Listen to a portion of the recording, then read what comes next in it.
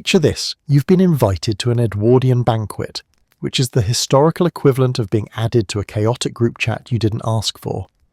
You enter the dining room and immediately realise this isn't a meal. This is a social battlefield disguised with silverware. Everything gleams, crystal glasses, polished cutlery, chandeliers so bright they practically judge you, and you haven't even sat down yet. The good news, you're invited.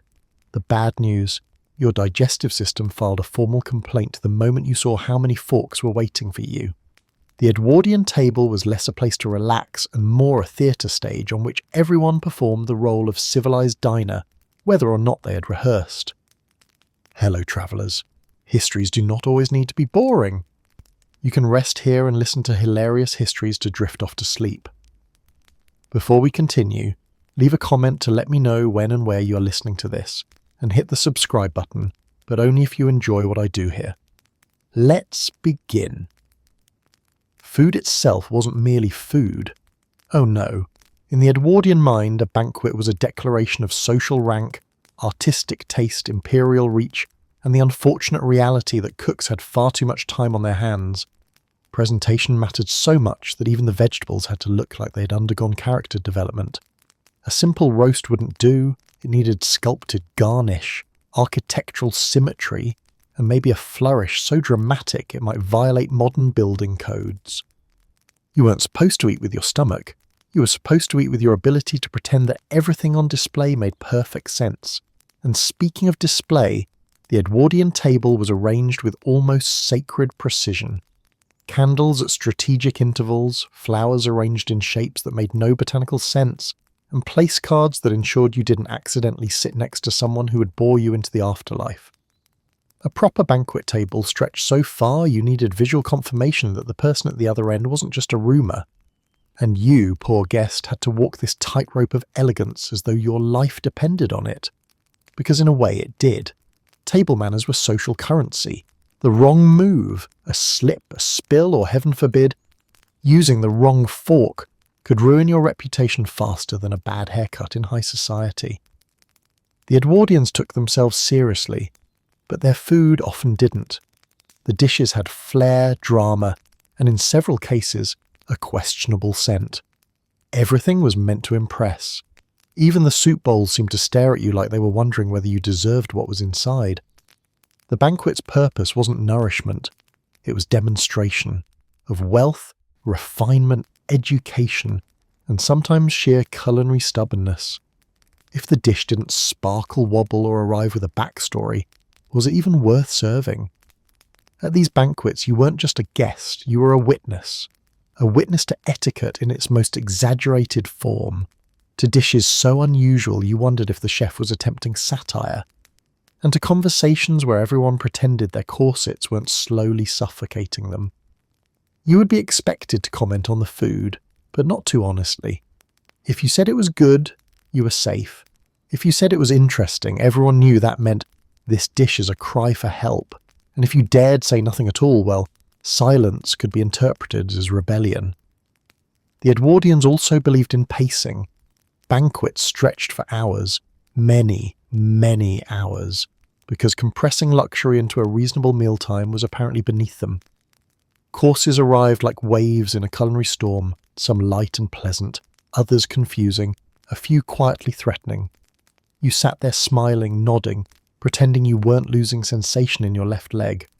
Servants glided around the room as though floating, replacing plates with machine-like rhythm. Meanwhile, you tried not to admit to yourself that you were full after course 3, yet painfully aware there were at least 10 more to go. Edwardian dinners lasted longer than some modern relationships, and with more emotional complexity, and yet, beneath all the extravagance and performance, there was an undeniable thrill. You somehow were part of this ritual, this shimmering, intimidating spectacle where reputation, wealth, and a bit of culinary madness collided.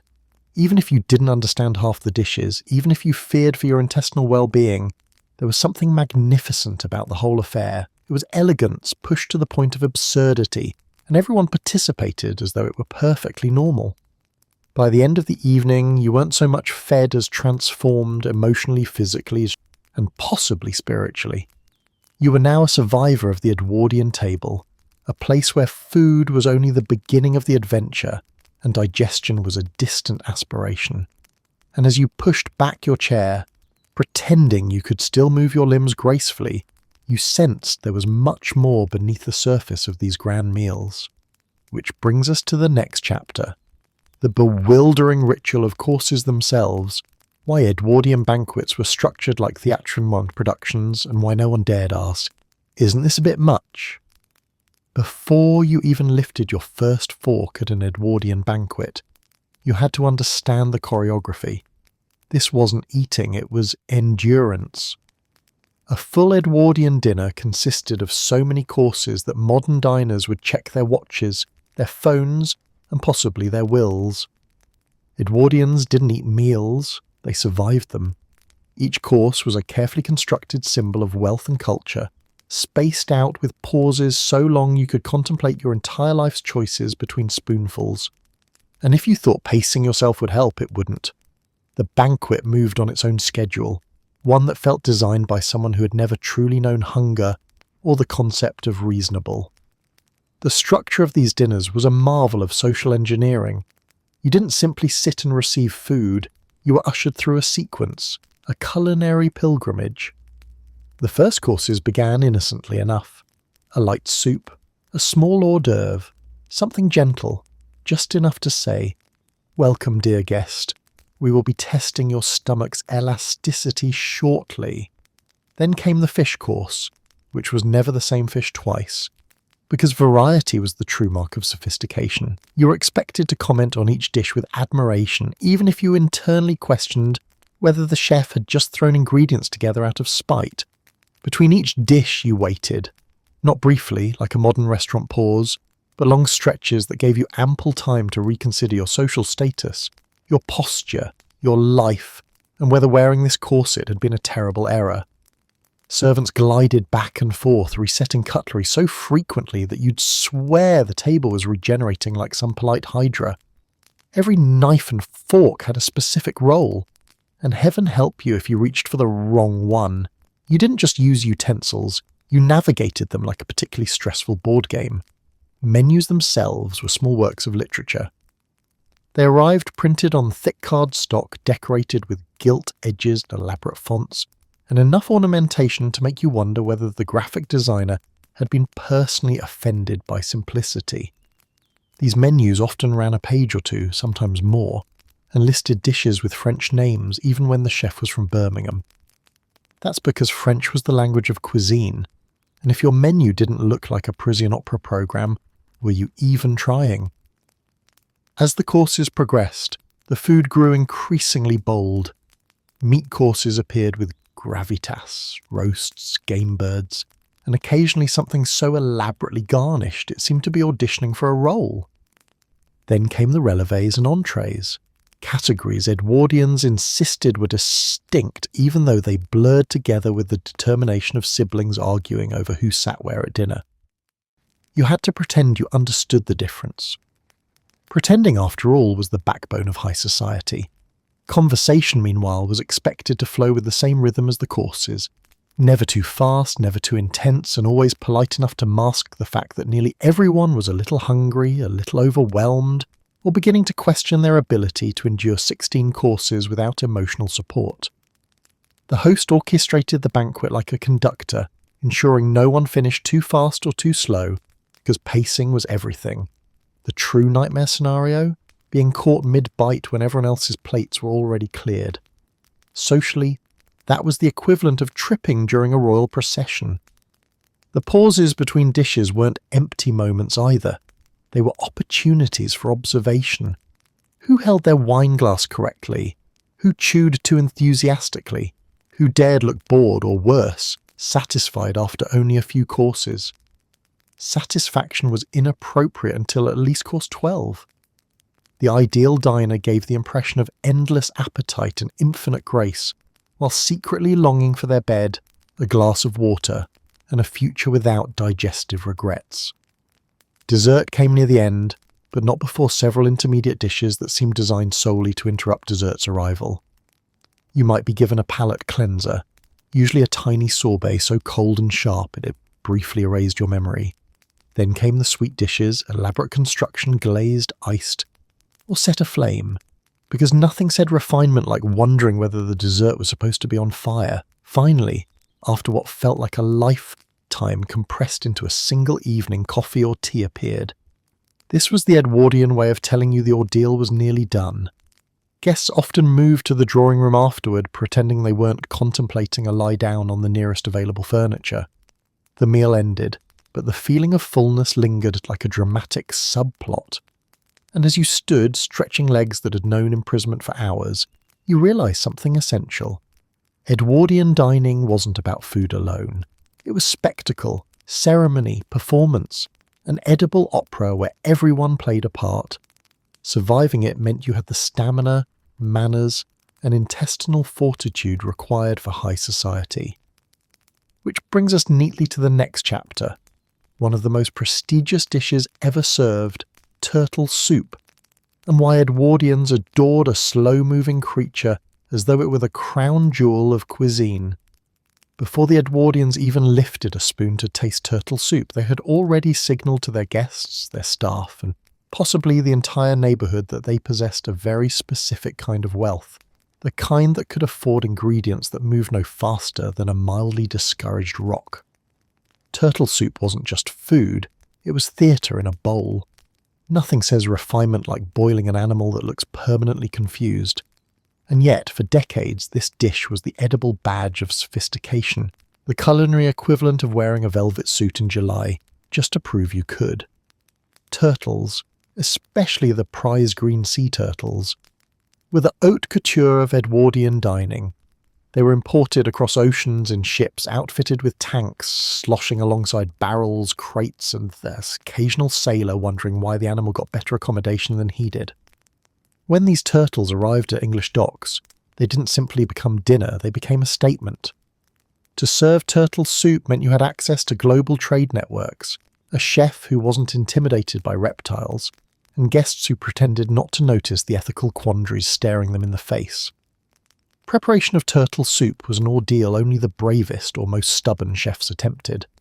You didn't just throw a turtle in a pot and hope for the best. No, this was a multi-step operation requiring anatomical knowledge, steady hands, and a heart made of steel. Every part of the turtle had a purpose. The greenish fat, the tender flesh, the gelatinous cartilage prized for texture. A single turtle could be broken down into multiple calipash and callipee layers, culinary terms that sound elegant until you remember they refer to the upper and lower shells of a creature that probably had plans for its day. But turtle soup's prestige wasn't just about labour, it was about scarcity and spectacle. When a household served turtle, everyone knew it. Turtles were paraded into kitchens like VIP guests whose fate had already been sealed. Their size alone was impressive. Some weighed over 100 pounds. This wasn't an ingredient, this was an event. Guests knew the host had paid handsomely, not only for the animal, but for the skilled staff members capable of transforming it into something edible rather than an aquatic tragedy. The flavour, for those brave enough to try it, was often described as rich, savoury, and deeply satisfying, though people were equally prone to exaggeration when they knew they were consuming something expensive. Many guests likely convinced themselves it was delicious, simply because admitting otherwise might imply their host wasted an entire paycheck on something that tasted like meaty seawater. In Edwardian society, taste was as much about perception as reality. But what happened when turtles weren't available? Or when supply costs skyrocketed? Or when the middle class wanted to serve turtle soup but lacked the budget for a reptile the size of a small boulder? That's where mock turtle soup waltzed in, wearing a clever disguise and hoping no one asked questions. Instead of turtle, mock turtle soup used calf's head or other conveniently accessible animal parts. With the right seasoning and perhaps a dramatic flair for presentation, hosts could claim they were serving turtle without ever having encountered a shell. Mock turtle soup became so popular it outlived the dish it imitated. It even influenced literature. Lewis Carroll famously made the mock turtle of Alice's Adventures in Wonderland, a creature shaped by this culinary trend, a reminder that the Victorians and Edwardians could turn even soup into cultural commentary.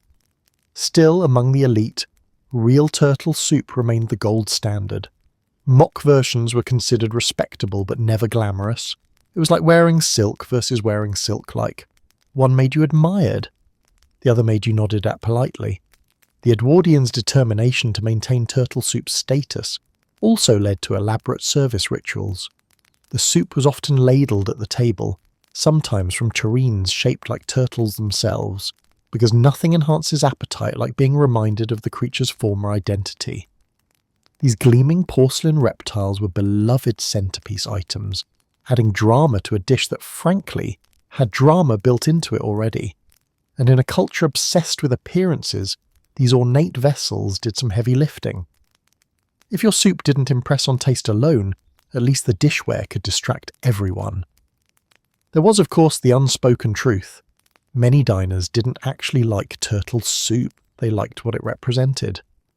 They liked knowing they were participating in a tradition stretching back through Georgian and Victorian extravagance. They liked hearing other guests make appreciative noises, even if those noises were more about social obligation than flavour. Eating turtle soup was a performance, and the Edwardians loved nothing more than a good performance, especially one that could be consumed. By the end of the course, whether it was the real thing or a cleverly executed mock version, guests felt a curious sense of accomplishment. They had eaten something rare, expensive, symbolically loaded, and possibly against their better judgment. It was an experience, and that was the entire point. Now that we've survived the high-stakes world of turtle-based prestige, it's time to turn toward a dish that brought even more emotional complexity to the Edwardian table, one that literally stared back at you. Our next chapter ushers in the unforgettable, unsettling arrival of the calf's head surprise. Imagine sitting at an elegant Edwardian table, surrounded by glittering silverware and floral arrangements so elaborate they probably had their own gardener. The conversation is polite, the lighting flattering, and then, without warning, a servant places in front of you a platter featuring the unmistakably intact head of a calf. Not carved, not politely disguised, not conveniently unrecognisable. A head, complete with eyes, which may or may not be looking directly at your soul. It's the only dinner where you feel judged by your plate. To modern diners, a calf's head is the sort of culinary revelation that might prompt one to reconsider vegetarianism. But in Edwardian Britain, its arrival at a banquet was a mark of sophistication. Serving the head showed guests that the host was both wealthy enough to afford it and confident enough to offer something that straddled the line between delicacy and existential crisis. This wasn't merely a dish, it was a social power move, a declaration that the host's kitchen could transform even the most intimidating cuts into something worthy of admiration. And make no mistake, calf's head required transformation. Preparing it was a labour so meticulous that cooks practically needed a background in cosmetology. After scalding and scraping the skin, and the head was boiled or braised until tender. Cheeks, tongue and brain were removed, cleaned, seasoned, and carefully arranged. In some versions, the head was split neatly down the middle, creating a symmetrical tableau that suggested the animal was cooperating with the presentation. Chefs sometimes glazed the head for a glossy sheen, because apparently the goal was to make it appear not just presentable, but radiant. The result was a dish considered both visually striking and texturally diverse. Every part of the head offered something different. The buttery richness of the cheeks, the delicate softness of the brains, the springy texture of the tongue. To Edwardian diners, the variety was thrilling. To many guests today, it would be a culinary trauma remembered for decades. But in its own era, the calf's head embodied thrift, skill, and the belief that true luxury lay in using every part of the animal while pretending this was done not for economy, but for elegance. This carefully curated boldness had a purpose. Hosts served calf's head to showcase a kitchen staff that was talented enough to tame a challenging cut and wealthy enough to afford the labour. It was the edible equivalent of dropping your resume on the table. This dish took time, technique, and nerves of steel. Presenting it whole was a way of saying we know exactly what we're doing and we dare you to keep up. Even the accompaniments were part of the performance. calf's head was frequently paired with a sauce of capers or anchovies, sharp, salty flavours meant to cut through the richness. Sometimes a delicate frill of greens or herbs was arranged like a little festive collar. In particularly theatrical households, the head was decorated with trimmings that bordered on whimsical, as though the poor creature had been dressed for a final debut.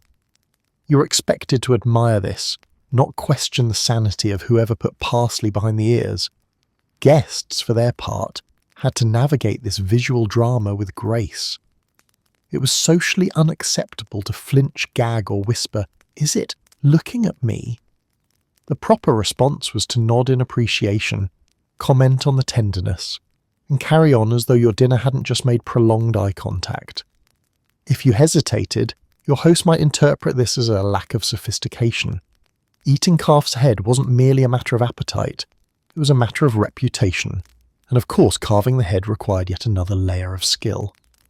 Hosts with training, usually the men, might perform the carving themselves, ideally without removing an ear and launching it into someone's lap.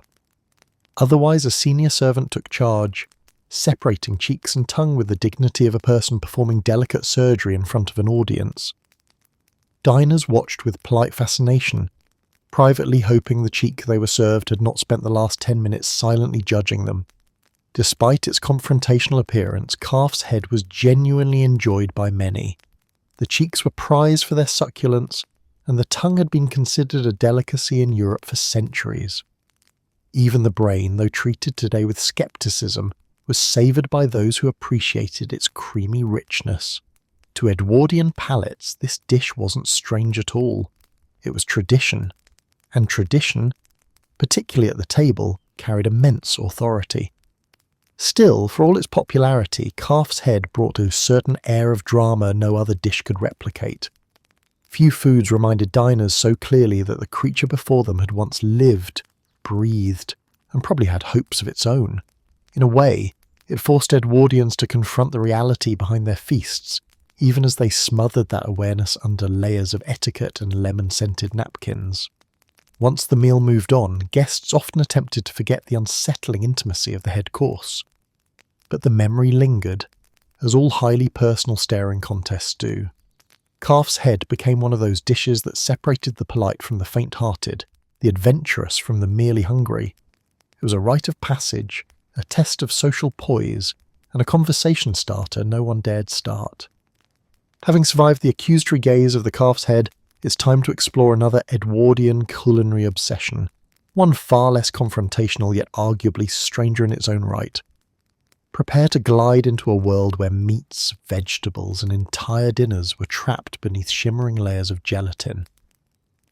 Our next chapter unravels the strange, wobbly universe of jellied everything. To understand the Edwardian obsession with jelly, you must first imagine a world where any food, meat, fish, vegetables, eggs, even things that absolutely did not deserve this fate, risked being suspended in a quivering translucent prison. If it stayed still long enough, they trapped it in jelly, like food witness protection. The Edwardian dining table sparkled with aspics, the way modern parties sparkle with too many charcuterie boards, excessively proudly and with the clear intention of showing someone had far too much leisure time. But the mania for gelled dishes didn't appear out of nowhere. It was the result of evolving French culinary fashion, advancements in gelatin production, and the Edwardian appetite for visual drama. Gelatin, that unassuming powdered miracle, allowed cooks to sculpt food into geometric shapes and gleaming domes. Why settle for a normal plate of chicken when you could encase the chicken in decorative jelly, mould it into the shape of a cathedral, and present it to your guests as though it were a monument to ambition? Presentation wasn't just important, it was the entire point. A proper Edwardian aspic required precision. The broth had to be clarified until it was so clear you could practically read a newspaper through it. This clarity wasn't accidental. It was achieved through labour-intensive methods involving egg whites, slow simmering, and the confident hope that the whole thing wouldn't collapse into cloudy despair. Once the liquid reached perfect transparency, it was poured into ornate moulds, copper, tin, or ceramic. each of which added its own architectural flair to the final dish. The moulds were shaped like towers, flowers, domes, and occasionally animals, because nothing accentuated dinner like meat encased in the likeness of a startled swan.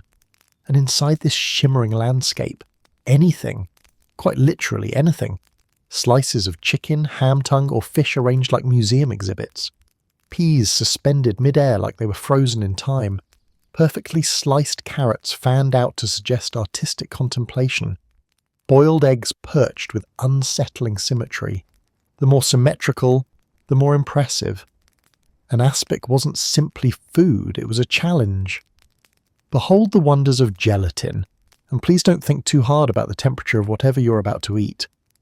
Aspics were served cold, which presented their own set of emotional hurdles for diners. Cold meat is already a divisive idea. Cold meat glistening under a thin layer of wobbling transparent glaze is a spiritual test.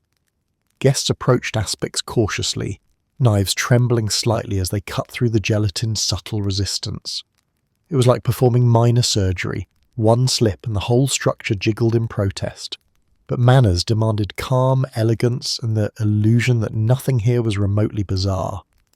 For hosts, aspics represented mastery. Only a household with a disciplined kitchen could produce such elaborate creations. Even the simplest moulded meat required planning, timing, and an ability to convince the gelatin to behave, which it often did not. A warm room could turn an aspic into a culinary landslide. A poorly set jelly could collapse like an exhausted dancer.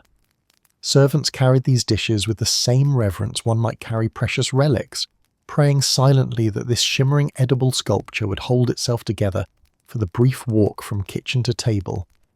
But why this obsession? Why did Edwardians devote so much energy into trapping food inside translucent cubes? The answer lies partly in technology. Gelatin was becoming more widely available, and with it came a kind of creative freedom that cooks embraced with alarming enthusiasm. The Edwardian elite were fascinated with modernity, innovation, and spectacle. Jelly offered all three.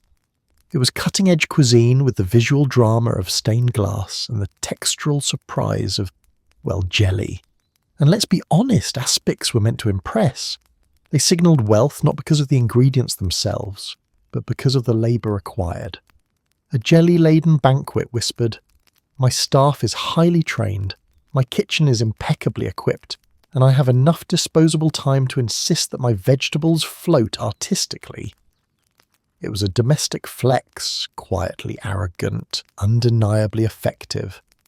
Guests, meanwhile, learned to approach the aspic course with a mixture of admiration and resignation.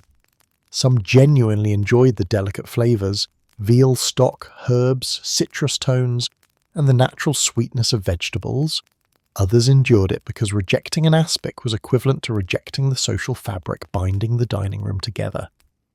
If the host served it proudly, you ate it proudly, or at least you poked at it confidently, and pretended the wobble didn't unsettle you. Even more curious was the variety of aspics found on Edwardian menus. Fish aspics shimmered pale gold, sometimes adorned with slices of cucumber arranged like ornate scales. Chicken aspics offered pale mosaics of white meat. Ham aspics, layered with pickles, somehow managed to be both visually beautiful and emotionally confusing. And then there were the extravagantly moulded galantines, entire deboned birds rolled with forcemeat, poached, cooled and glazed in jelly so glossy it reflected candlelight like a mirror. To the Edwardians, these dishes weren't absurd, they were aspirational. They captured the elegance, order, and decorative obsession of their era. Modern diners might step back, squint, and ask, "Is my dinner moving?" But in an Edwardian dining room, the gentle wiggle of a well-set aspic was a sign of culinary excellence. Having navigated the shimmering world of gelatin, we now slide toward another delicacy whose name suggests charm, but whose reality is far more complex. Prepare your palate. Next comes the mysterious, misleading, and surprisingly beloved world of sweetbreads. Before we continue, let's clarify something crucial. Sweetbreads are neither sweet nor bread. Whoever named them must have been a marketing genius or a menace. It's not bread, it's not sweet, it's just there. And yet, despite possessing one of the most misleading names in culinary history, sweetbreads occupied a place of pride on Edwardian banquet tables.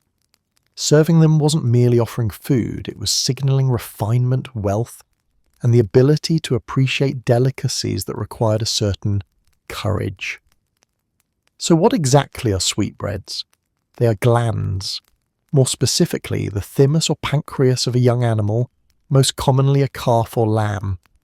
These glands, tender and mild, were so prized that some diners refused to know their true origin, choosing instead to continue living under the blissful assumption that they were consuming something far less anatomical. In the Edwardian era, where politeness required ignoring a great many uncomfortable truths, sweetbreads fit right in. Preparing sweetbreads required patience and an appreciation for detail. First, they had to be soaked in cold water, often for hours, to remove blood and impurities. Then they were blanched to firm the exterior, trimmed of membranes, and pressed under weights to achieve the smooth, even shape that Edwardian chefs prized. Only then were they ready for cooking, usually by frying, sautéing, or poaching in luxurious stocks. This entire process transformed a humble gland into something soft, delicate, and surprisingly elegant on the tongue. When done well, sweetbreads had a creamy quality that chefs adored, and diners described with adjectives like velvety, mellow, or unexpectedly gentle, which was perhaps the highest praise a gland could hope for. But sweetbreads weren't popular simply because they tasted good. They were adored because they demonstrated technique. A chef who could handle sweetbreads proved their mastery. These organs were temperamental. Cook them too long and they turned rubbery. Not long enough and they reminded you too vividly of their biological purpose. Achieving perfection required timing, intuition, and a steady soul. For elite households, sweetbread showcased the skill of the kitchen as much as the wealth of the host. Their presentation was equally important. Sweetbreads rarely appeared alone. They were accompanied by lavish ingredients meant to elevate them beyond their anatomical origins. You might find them nestled among mushrooms in a glossy Madeira sauce, or crisped in butter and served atop delicate toast triangles, or paired with peas, asparagus tips, or truffle shavings. The Edwardians had a firm belief that anything could be turned into luxury if enough truffles were involved. A drizzle of reduced wine, a scattering of herbs, and suddenly you had a dish that made guests nod in approval, pretending they always knew sweetbreads were delicious. The visual appeal mattered too. Sweetbreads, lacking distinctive shapes, were culinary blank canvases, small, pale, and unassuming. This neutrality allowed creative plating. Some chefs arranged them in symmetrical fans, others combined them with vegetables for bursts of colour that disguised their glandular origins. In high-end cookbooks of the day, illustrations of sweetbread dishes looked almost romantic, their delicate curves framed by ornate borders. One could almost forget they were eating something that required multiple cold baths to behave properly.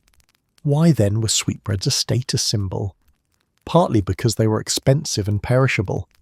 Only the wealthy could afford to serve them fresh. Partly because they were associated with French cuisine, which enjoyed near-religious reverence among Edwardian elites. And partly because liking sweetbread suggested refined taste, a palate sophisticated enough to appreciate subtle flavour, rather than relying solely on dishes that shouted for attention. But there was also the quiet thrill of transgression. Eating sweetbreads required diners to embrace an ingredient that hovered on the edge of what was considered socially comfortable. To enjoy sweetbreads was to demonstrate not only wealth, but also courage, a willingness to engage in adventurous dining, without wrinkling one's nose, clasping one's heart, or demanding immediate reassurance. In the highly disciplined world of Edwardian manners, such smooth bravery was prized.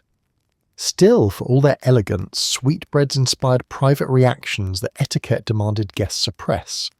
The first bite often produced surprise, sometimes pleasant, sometimes puzzled. Those expecting actual sweetness were disappointed. Those expecting something frighteningly organ-like were relieved. Many diners simply nodded and murmured approval, praying no one would ask them to define the flavour. The safest response was a confident, "Ah, yes, beautifully prepared," which implied appreciation without requiring honesty. In some households, sweetbreads even appeared in multiple forms during one banquet. Fried as a savoury entree, poached in cream for a lighter course, or incorporated into elaborate pâtés. Each variation allowed cooks to show off a different facet of the gland, proving just how versatile this politely mysterious ingredient could be.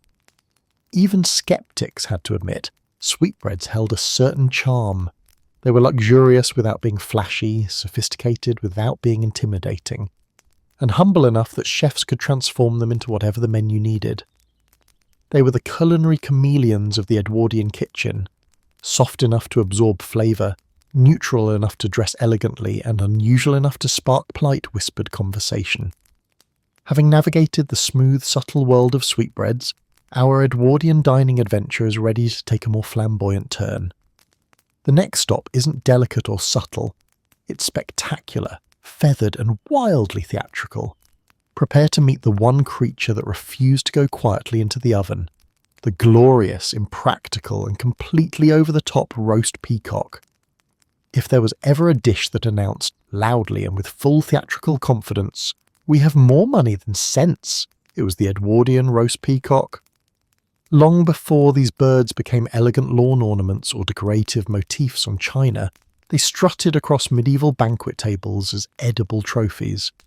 And while most culinary relics faded into history, the Edwardians, never ones to resist an opportunity for spectacle, refused to let this feathery tradition die. Nothing builds appetite like a bird dressed nicer than half the guests. Unlike more discreet dishes, roast peacock wasn't something that slipped quietly onto the table. It arrived. It made an entrance. This was a dish you noticed before you tasted it, and possibly even before you remembered your own name. To understand why Edwardians resurrected this medieval icon, picture a society obsessed with theatrics, elegance, and subtle power plays. Then imagine handing that society a bird with naturally iridescent feathers, an outrageously long tail, and the inherent confidence of a creature that already looks like it's attending a gala. The temptation was irresistible. Preparing a peacock for the table was an exercise in equal parts culinary technique and unrestrained pageantry. First came the roasting, the simple part, ironically. Peacock meat being lean, required careful handling to avoid turning into something better suited for repairing boots than feeding guests. Chefs basted it with rich sauces, wrapped it in bacon, or stuffed it with aromatic herbs to coax tenderness from the notoriously stubborn flesh. But the cooking wasn't what made the dish famous. That honour belonged entirely to the presentation. Once roasted, the peacock was brought back to life, visually at least, through an elaborate reassembly. Servants meticulously reattached the feathers, fanning out the magnificent tail as though the bird had resurrected purely for the sake of making a dramatic final appearance. In some households, the head, complete with beak and crown-like crest, was also restored to its position, a detail both impressive and mildly unsettling. This decorative resurrection transformed the bird into a feathery centerpiece, equal parts dinner and stage production. Some versions went even further. Historical accounts describe peacocks whose beaks were coated in gold leaf, or whose bodies were draped in coloured cloths, ribbons, or ornamental skewers. A few ambitious cooks even attempted to serve the bird with a flame placed in its mouth, creating the illusion of a fire-breathing creature emerging from myth. The Edwardians adored symbolic gestures, and nothing symbolised extravagance quite like a bird threatening to set the tablecloth ablaze. But why revive a spectacle with roots centuries old? Quite simply, prestige. Peacock wasn't chosen for flavour. Very few diners truly loved its toughness. It was chosen for the message it carried. If you could serve a peacock, it meant you had access to exotic birds, expert kitchen staff, and the resources to turn dinner into theatre. It showed your household embraced tradition, magnificence, and the noble art of overdoing everything. Even guests who found the idea outrageous dared not say so. To mock the dish was to mock the host's cultural sophistication, and of course, the peacock dishes played beautifully into the Edwardian love of storytelling.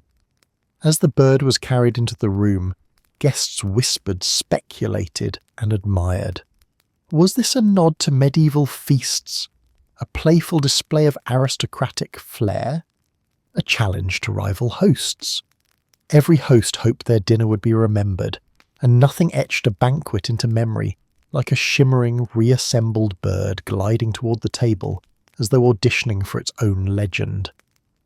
When carved, the peacock's dramatic exterior softened into a more conventional ritual. Slices were served with rich sauces meant to balance the meat's dryness, and diners made polite observations about the texture or seasoning. Many guests, if we are honest, preferred the spectacle to the taste, but etiquette required enthusiasm, or at least the illusion of it. A well-trained diner complimented the dish, praised its artistry, and kept any private doubts tucked safely behind a well-folded napkin. The symbolism of the peacock extended beyond its beauty. In many cultures, the bird represented immortality, nobility, or divine watchfulness. By placing such a creature at the centre of a banquet, Edwardians connected themselves, subtly or not, to centuries of aristocratic imagery, and perhaps more importantly, it allowed them to participate in a shared cultural fantasy, the belief that elegance and extravagance, when displayed boldly enough, could elevate even the most ordinary gathering into something mythic. The servants who carried and presented the bird played their own role in the drama. Balancing a heavy platter adorned with fragile feathers required stoic precision. One ill-timed stumble could send iridescent plumes scattering across the floor and bring the entire illusion crashing down, literally. But for those moments when the bird was revealed in perfect form, the entire household basked in the achievement. Dinner had not just been prepared, it had been staged. By the end of the course, guests had experienced the full arc of Edwardian culinary entertainment. Awe, admiration, mild confusion, and the quiet internal question, was this good? But the point of roast peacock was not flavour, it was memory, and on that front it never failed. With feathers resettled and dramatic spectacle fading, the banquet moved on, and if peacock was a creature elevated to theatrical glory, the next dish takes us in another direction entirely. A meal so tiny and surprising it demanded to be swallowed whole. Prepare for the fragile, dramatic world of the ortolan bunting. If roast peacock was the Edwardian banquet's flamboyant showstopper, then the ortolan bunting was its dark little secret, small, delicate, rare, and eaten in a single, audacious moment that blended luxury with a hint of shame. One bite, one bird, zero dignity. This was not casual dining, this was ritual, intrigue, and performance condensed into something roughly the size of a plump thumb.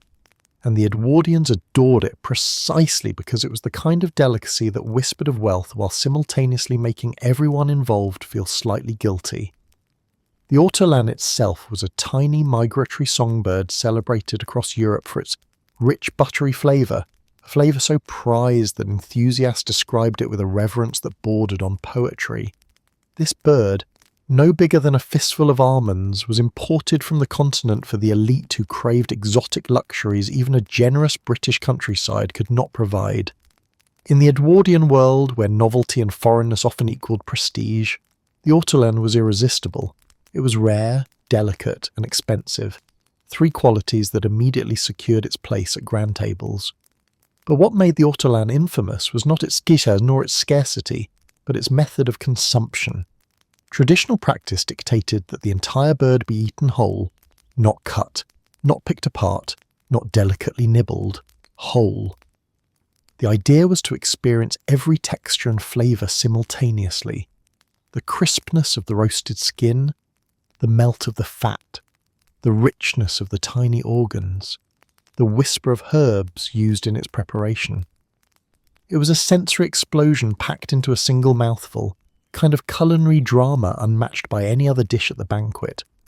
And yet, despite its extravagant reputation, eating an ortolan was not a moment of public swagger. Quite the opposite. Those who consumed it traditionally covered their heads with a napkin. The reasons varied depending on whom you asked. Some said it was to trap the intoxicating aroma, allowing diners to savour every nuance. Others said it was to hide the intensity of facial expressions one makes while chewing an entire bird. But the most poetic explanation, one whispered across generations, claimed that the cloth shielded the act from the eyes of God, who might not approve of such indulgence. Of course, the Edwardians, with their complicated relationship to decorum, adopted the ritual with fascination. The image of a distinguished gentleman or elegantly dressed lady draping a napkin over their head at a formal banquet was frankly absurd. A room full of genteel diners, faces tented beneath starched linens, resembled a gathering of stylish ghosts attempting to snack in anonymity. But to the Edwardians, absurdity was no obstacle to maintaining tradition. They operated on the firm belief that anything luxurious was worth doing, especially if it confused everyone involved. The preparation of the ortolan was conducted with almost reverent care. The birds were plucked and roasted whole, often basted with a delicate glaze of brandy or sweet wine that imparted a deep caramelized richness. They were served on small plates, because anything larger would only emphasize how tiny they were, sometimes accompanied by nothing more than a sprinkle of salt or a whisper of herbs.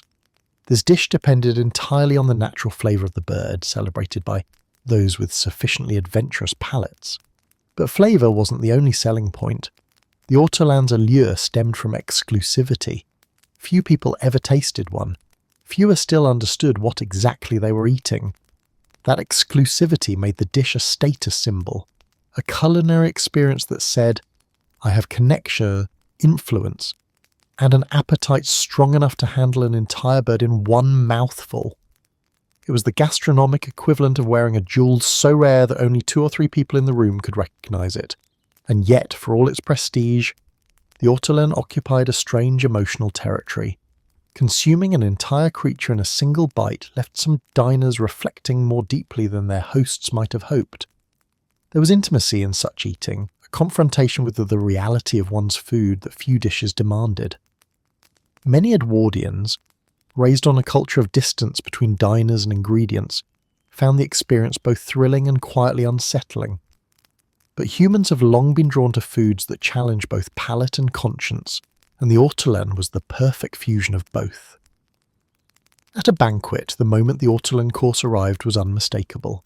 Servants glided quietly, almost solemnly, as they set down plates barely large enough to justify their weight. A hush settled. Guests prepared their napkins, and then, in a coordinated act of elegant absurdity, they lifted the small birds to their lips, disappearing beneath folds of linen like initiates in a mysterious culinary ritual. Those watching, if anyone dared, would see only the faint bobbing of fabric, the subtle movements of hands, and perhaps the softest sigh of satisfaction from beneath the cloth. No spectacle, no drama, no ceremony of carving, just a quiet, fleeting moment of indulgence that lasted seconds but might linger in the memory for years. Once the napkins were lowered and the moment passed, conversation resumed as though nothing unusual had happened. But diners knew they had participated in one of the strangest, richest, most whispered about delicacies of the Edwardian dining world. And whether they enjoyed it or merely endured it, the experience marked them as members of a very particular culinary club. As the banquet moved forward from this tiny yet monumental bite, guests prepared themselves for the next marvel. Something larger, grander, and filled with the kind of hearty drama only a full-scale feast could offer.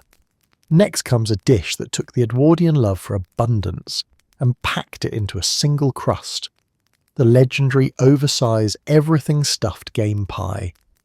If the ortolan bunting was a single dramatic mouthful, then the Edwardian game pie was its opposite, a monumental edible archive of everything that once fluttered, trotted, or rustled in the countryside.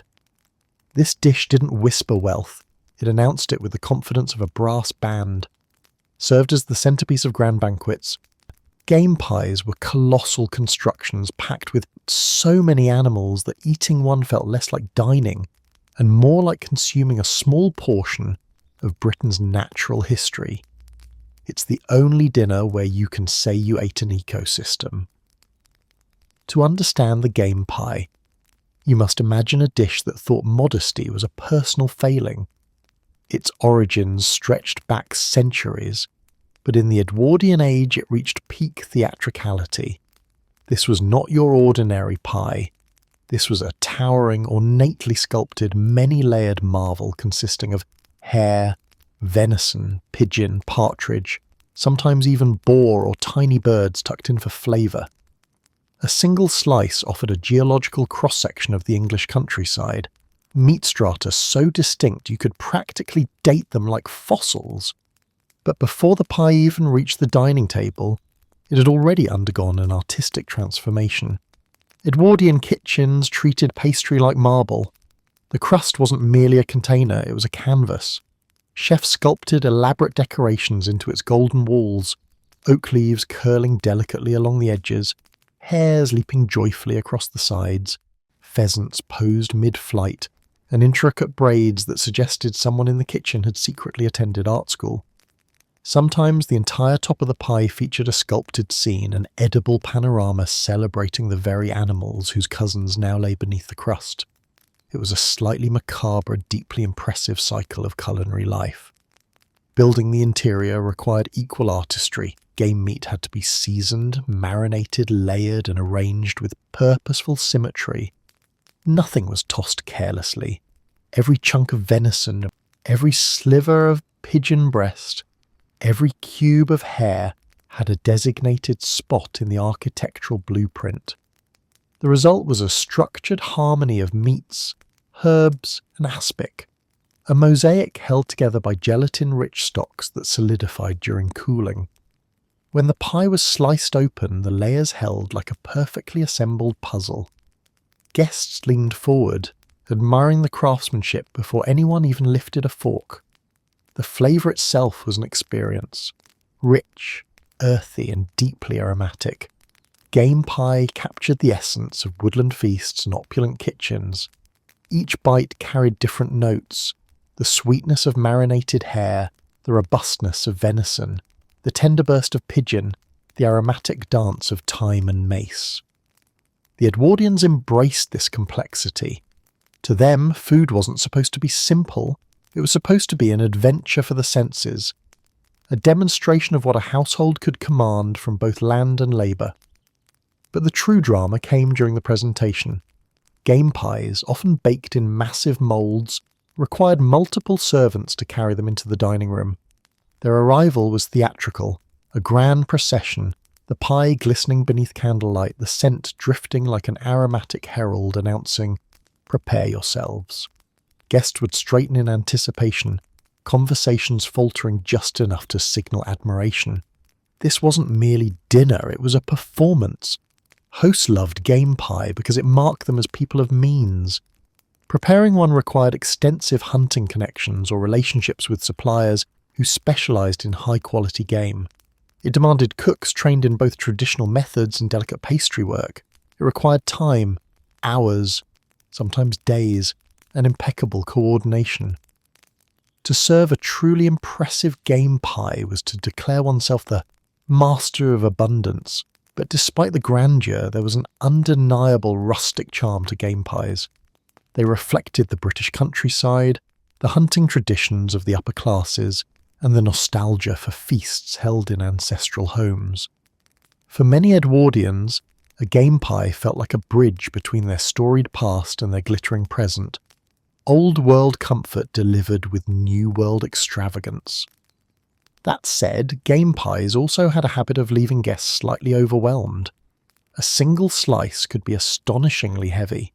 The richness lingered, settling into the stomach with the determination of a permanent tenant. More than one diner found themselves silently bargaining with the universe after their second helping, wondering whether it was physically possible to appear elegant while slowly sinking into their chair. But etiquette demanded stamina, so they smiled and soldiered on. Even the carving was a ceremonial act. A senior servant or the host would approach with a knife so sharp it seemed designed for mythic quests. Cutting through the thick pastry with clean confidence was a mark of skill. As each slice fell away, revealing its multi-layered core, guests murmured in appreciation, not only at the flavours to come, but at the engineering that made it possible. A poorly assembled pie might collapse, but a well-made one stood proud, a monument of pastry brilliance. Game pies, in all their glory, embodied the Edwardian fascination with abundance. They embraced the idea that more was better, and much more was best. A banquet wasn't merely about feeding people, it was about overwhelming them in the most polite, elegant way, with variety, scale, and craftsmanship. Once diners conquered a slice of game pie, they knew they were in for a long evening. But the banquet rolled on, each dish stranger or more elaborate than the last. With meat mosaics now behind them, guests prepared for a culinary journey into even more challenging territories, the parts of animals modern diners politely pretend don't exist. Next comes a world of textures, aromas, and boldness, the realm of tripe and offal delicacies. There comes a moment in every Edwardian banquet when the glittering chandeliers, polished silver, and elegant gowns can no longer distract you from the truth. You are about to eat something that, under ordinary circumstances, you would avoid making eye contact with at the butcher's shop. Tripe, kidneys, liver, and an assortment of mystery zones from the interior geography of livestock all found their way into sophisticated Edwardian dining.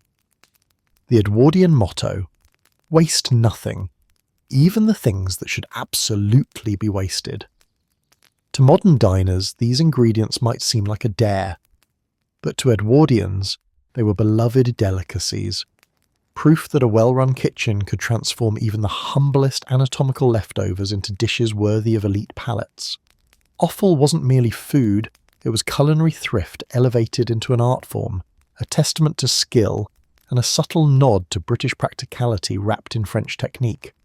Tripe, perhaps the most infamous of all offal, was made from the stomach lining of cows or sheep, and it looked exactly like something that spent its life holding digestive secrets.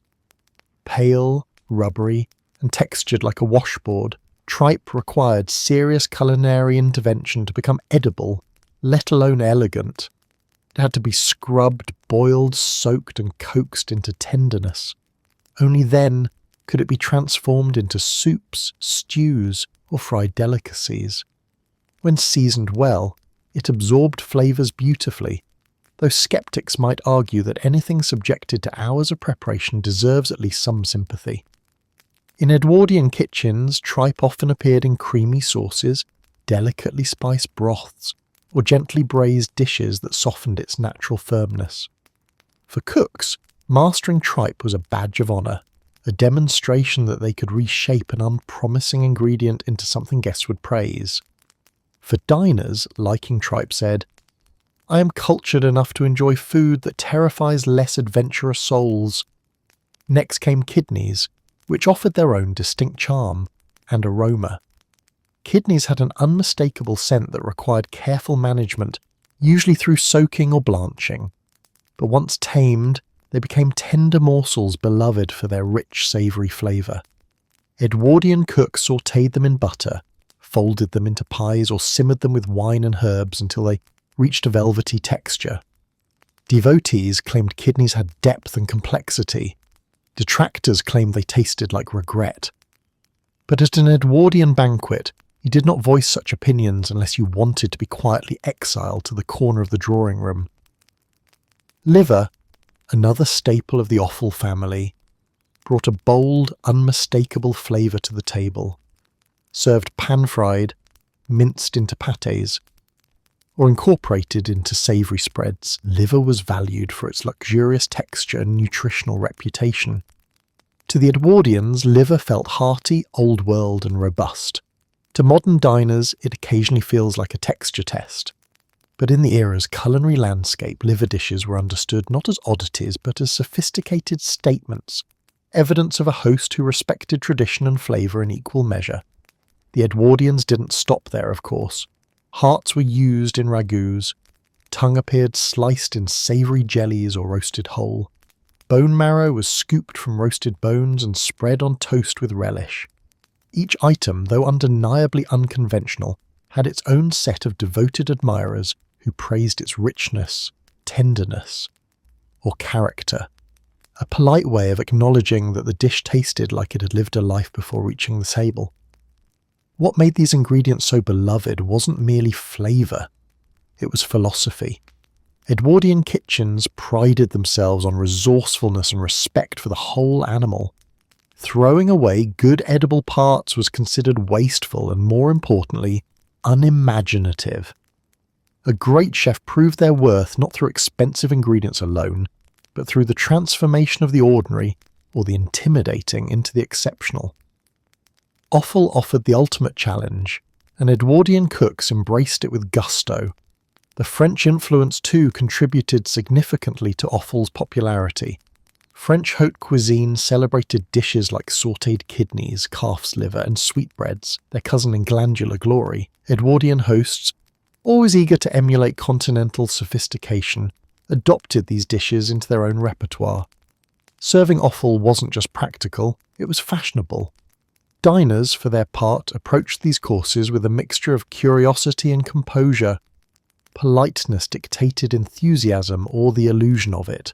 Even if someone inwardly questioned whether they were about to eat something designed by nature strictly for internal use, outwardly they maintained a serene expression. Good manners meant never letting your face reveal that you had just taken a bite requiring an emotional journey through texture, expectation, and acceptance. But Edwardians genuinely appreciated these dishes. To them, offal represented abundance, thrift, and culinary know-how. It symbolized an intimate relationship with food, the kind that required knowledge and care. Eating offal wasn't about showing off. It was about participating in a long-standing tradition, one that connected banquet halls to farmhouse kitchens and reminded diners that luxury wasn't always about rarity. Sometimes it was about cleverness. After navigating the rich, earthy world of offal, diners often found themselves craving something lighter, something comforting, familiar, and yet still infused with Edwardian eccentricity. And this is where we turn next. The sweet savoury mystery of the Devonshire squab pie, a dish that couldn't decide whether it was dessert or dinner, and therefore chose to be both. If the Edwardian banquet had a moment designed to confuse the senses, it was the arrival of the Devonshire squab pie, a dish that looked like dessert, smelled like a Sunday roast, and tasted like the result of a food committee that couldn't reach consensus. A pie that can't decide who it is, so it becomes everyone at once. Inside its innocent golden crust lived a trio of ingredients that rarely shared space anywhere else. Apples, onions, and pigeon. Sweet, savoury, gamey, tangy. A culinary identity crisis baked lovingly into a single dish. To begin with, let's address the oddity of combining fruit, vegetables, and birds in one pastry. Today, such a mixture might make diners squint suspiciously at a menu. But for Edwardians, it was an exciting throwback to older British traditions. The sweet and savoury pairing wasn't just accepted, it was celebrated, a reminder of medieval tastes that had fused fruit into meat dishes with cheerful abandon. Where modern cuisine often draws clear lines between dinner and dessert, Edwardian cooks preferred to blur them like a painter smudging colours for dramatic effect. The squab in squab pie referred to pigeon, though in practice not every household used true squab. Some used older pigeons, some used alternative game birds, and some simply used whatever the cook deemed appropriate that day. The result was always robustly flavoured, thanks to the natural character of the bird. Pigeon brought a rich depth, the kind of flavour that could stand proudly beside tart apples and strong onions without being overwhelmed. Each bite offered something different, making the dish an edible conversation between competing personalities. But the apples were what made squab pie uniquely Devonian. Sharp, firm varieties, those that held their shape during baking, were folded into the filling there, adding brightness that lifted the heaviness of the meat. Their sweetness mellowed during cooking, turning silky and fragrant, creating pockets of tender fruit that dissolved almost like warm jam. Then came the onions, cooked just enough to lose their bite, but not so much that they disappeared. Their gentle earthiness acted as the mediator between fruit and bird, softening the transitions between flavours so the dish felt intentional rather than chaotic. The preparation required a steady hand and a clear vision. Too many apples and the pie leaned toward dessert. Too many onions and it became a savoury jumble. Too much pigeon and the richness overwhelmed the palate. The Edwardian cook had to honour the delicate balance, layering fruit and meat with practiced precision. Once assembled, everything was encased in a sturdy pastry, either short crust for comforting crumbliness or suet crust for hearty resilience. The crust had to be strong enough to contain the moisture inside, but tender enough to break apart invitingly when served. And served it was, with pride. Devonshire squab pie was a regional specialty, and Edwardians loved showing off regional dishes at big events, especially those with roots older than the century itself. The pie often arrived at the table whole, its glossy crust brushed with egg wash, its aroma drifting outward in warm waves. The first cut released a plume of scented steam, apples, onions, spices, and game rising together like a culinary choir. Guests leaned forward, intrigued, because even in an age of exotic foods, few dishes captured the spirit of contrast quite like this one. For diners experiencing squab pie for the first time, the initial forkful could be disorienting. Is this sweet? The mind asked. Is this savoury? Should I be eating this before or after pudding? But after a few bites, the confusion melted into appreciation. The dish didn't follow the rules because it was written before the rules existed. It was a relic of a time when cooks combined whatever the season offered and used pastry as a convenient all-purpose container for surprises. And yet, despite its rustic origins, the pie fit beautifully into Edwardian banquets. Its layered complexity mirrored the era's fascination with variety. Its regional roots added charm to otherwise metropolitan tables. Its sweet-savoury duality was a conversation starter, especially among guests who couldn't resist debating whether the apples improved or complicated the dish. Every banquet needed at least one culinary wildcard. Squab pie played the role with enthusiasm. Moreover, squab pie appealed to Edwardian nostalgia. This was food with a story, food connected to the countryside, food that reminded diners of England's long culinary heritage. Amid luxury dishes imported from across the empire, something authentically British, quirky, comforting, boldly strange, held a certain romantic appeal. It grounded the banquet, offering a humble note among soaring culinary displays. But make no mistake, squab pie was no simple farmhouse dish by Edwardian standards. In elite kitchens, cooks elevated it with precise seasoning, refined pastry techniques, and artful presentation. Some added herbs, sage, rosemary, or marjoram to bring aromatic elegance. Others used a splash of fortified wine for depth. The result was a pie that walked the line between tradition and sophistication, between hearty and delicate, between sweet and savoury. It was a balancing act made edible. By the time diners finished their slices, the dish had worked its magic, surprising them, charming them, and reminding them that the Edwardian table held room not only for spectacle, but also for quirky brilliance. And as plates were cleared, guests braced themselves for the next course, a dish that shifted the spotlight from regional comfort to imperial flair. Next comes the fascinating world of Edwardian curry, where British taste buds met global influences and decided to borrow selectively and boldly. When the Edwardian elite discovered curry, they embraced it with the enthusiasm of someone confidently mispronouncing foreign words at dinner. India, after all, loomed large in the British imagination, and nothing said cosmopolitan sophistication like serving a dish inspired by the empire's glittering jewel. But true authenticity? That was optional. The Edwardian version of curry moved boldly into British kitchens and it emerged transformed, softened, and politely stripped of anything that might make a monocle jump. Flavour? Yes. Authenticity? Absolutely not. Curry had entered British dining long before the Edwardians, but it was during this era that the dish's popularity reached new heights. The upper classes were fascinated by all things exotic, especially when those things could be reinterpreted in ways that felt safe, gentle, and comfortably British. So chefs took the concept of curry and then filtered it through layers of cream, butter, broth, and a very modest seasoning until the final result bore only a polite resemblance to the vibrant dishes from which it originated. The Edwardian curry typically began with a base of leftover meat, chicken, rabbit, veal, or sometimes fish, because nothing pleased the British soul more than repurposing yesterday's dinner into today's triumph. The meat was chopped into neat pieces, simmered in a sauce thickened with flour or roux, and seasoned with a cautious combination of curry powder and a whisper of spice. If original Indian cuisine delivered fire and complexity, the Edwardian version delivered warmth and nostalgia, like a friendly handshake from someone who has never actually travelled. And that curry powder? It was the great equaliser, the era's most misunderstood but widely used spice blend. Pre-mixed by British companies, curry powder was a Victorian invention designed to approximate Indian flavours without requiring cooks to know anything about Indian cooking.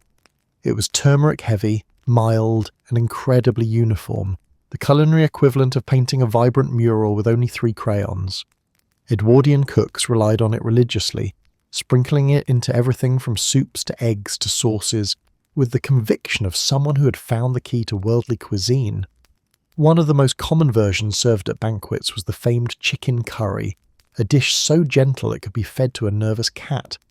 The sauce was creamy and smooth, sometimes enriched with coconut milk, though often replaced with regular cream because it was easier to sauce and offended fewer palates. Raisins, apples, or even bananas might be added for sweetness, a detail that would horrify any modern purist but delighted Edwardian diners who believed fruit belonged everywhere, even in savoury sauces. The sweetness acted as both a contrast and a comfort, smoothing out flavour edges until the curry tasted like a warm, spiced hug. Rice, too, told its own story. Rather than soft, aromatic basmati, Edwardians frequently used plain-boiled rice, moulded into neat shapes, domes, pyramids, or tidy little towers that looked like they should come with property taxes. Presentation mattered more than aroma. The rice served as a canvas for the curry, the blandness making the dish appear refined instead of boldly flavoured. It was the Edwardian way: take something vibrant, tame it a bit, and sculpt it into something suitable for polite company. In some households, curry buffets were part of larger empire-themed dinners. These evenings featured dishes supposedly inspired by faraway lands, but heavily reinterpreted by British chefs.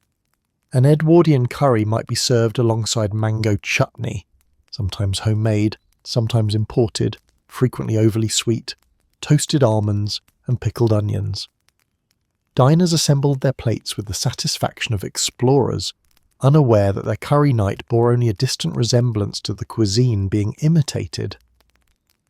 Yet for all its inaccuracies, Edwardian curry was genuinely beloved. It offered warmth without overwhelming heat, intrigue without risk, and an easy conversation starter for guests eager to demonstrate their worldly sensibilities. Someone inevitably remarked that curry was the one dish that tastes better the second day, a comment repeated with such confidence that it achieved the status of culinary scripture, and indeed, stewed overnight, the flavours mellowed into something richer and more cohesive, a comforting blend that held its own alongside more traditional English offerings. The dish also fit beautifully into the Edwardian dining structure. It appeared as a mid-meal course, neither too heavy nor too light, bridging the gap between robust meats and elaborate desserts. It refreshed the palate while signalling the host's appreciation for global flavours, though filtered, respectfully, through a British lens. And for guests who had never travelled beyond the home counties, it offered a taste of the exotic that required no bravery beyond lifting a spoon. Curry's popularity also reflected the Edwardian fascination with novelty. This was an age of technological leaps, global expansion, and cultural curiosity. Serving curry at a banquet signalled that the household was modern, connected, and cosmopolitan. It said, "We are people of the world," even if the dish itself was gently anglicised into something deeply local. Still beneath the mildness and fruit inclusions, Edwardian curry held a charm of its own. It was a dish born of cultural blending, imperfect blending certainly, but blending nonetheless. It represented a moment in culinary history when Britain began exploring flavours outside its traditional comfort zone, even if cautiously, and in its own way, it paved the path for future generations to embrace bolder, more authentic versions. After the soft warmth of curry, diners were ready for something cool, refreshing, and bewildering. The next chapter dives spoon first into the world of Edwardian ice cream, where flavours range from delightful to downright questionable, and dessert became its own adventure. By the time dessert arrived at an Edwardian banquet, guests had already survived an impressive parade of culinary drama, but nothing could prepare them for Edwardian ice cream. This was not the simple pleasure we know today, no chocolate, no vanilla, no strawberry safety net. Instead, diners encountered flavours so eccentric they bordered on philosophical questions. Tansy, parmesan, brown bread, cucumber. Because dessert should make you question your life choices. Ice cream in the Edwardian era was a marvel of technology and ambition. Freezing anything for the table was still a glamorous feat, a sign that the household possessed both the means and the machinery to master coldness, long before refrigerators were common. Ice cream's presence alone signalled prestige, but the flavours, those signalled something else entirely: creativity, boldness, and a willingness to gamble with guests' expectations. Take tansy, for example. A plant historically used in puddings and medicinal remedies, tansy had a flavour that could only be described as herbaceous with attitude. Edwardian cooks transformed this greenery into a pale green frozen confection that looked innocent enough but tasted like someone froze springtime and then added a hint of bitterness to remind you that nature wasn't always friendly. Diners spooned it politely, nodding as though this were the height of refinement, even as their tongues whispered, "We could have had vanilla." Then there was parmesan ice cream, a phrase that causes modern dessert lovers to instinctively recoil. But to the Edwardians, pairing cheese and cream wasn't as absurd as it seems. Cheese had long been part of European desserts in various forms, and savoury sweet combinations were fashionable among the adventurous. Parmesan ice cream delivered a salty sweet complexity that some found intriguing and others found emotionally challenging. Imagine biting into a cold, creamy scoop that tasted like a frozen cheese board. If you didn't know what to expect, it felt like the dessert course had staged an intervention. Brown bread ice cream, however, became surprisingly popular. It originated in earlier centuries and carried the charm of thrift transformed into indulgence. Cooks toasted breadcrumbs with sugar until they caramelized, then folded the crackling bits into a creamy base. The result was earthy, sweet, and comforting in a familiar, but not quite familiar way. It was the kind of dessert that made guests blink twice, first in confusion, then in pleasant surprise. Edwardians adored dishes that repurposed humble ingredients into something elegant. This flavour did exactly that. Cucumber ice cream, on the other hand, felt like a dish invented during a hot afternoon, when a chef stared intensely at the garden and thought, yes, that. Refreshing but perplexing, cucumber ice cream tasted like a chilled summer breeze with a hint of vegetable. It wasn't sweet enough to convince your brain it belonged in the dessert family, but it wasn't savoury enough to place anywhere else. It lived in a delicious limbo, one that diners accepted because cucumber was fashionable, refined, and vaguely associated with spa-like serenity. If you ate it slowly, you could almost forget this was a vegetable trying to sneak into dessert. This was the golden age of dessert experimentation. Edwardian cooks believed that anything could become ice cream as long as one applied enough sugar, enough confidence, and enough patience with the hand-cranked freezer. Ginger ice cream, tea ice cream, pineapple ice cream bright enough to halt conversation, even floral flavours, lavender, rose, violet, appeared on menus, their perfumes drifting across the table like edible perfume advertisements. The Edwardians loved novelty, and frozen novelty was even better.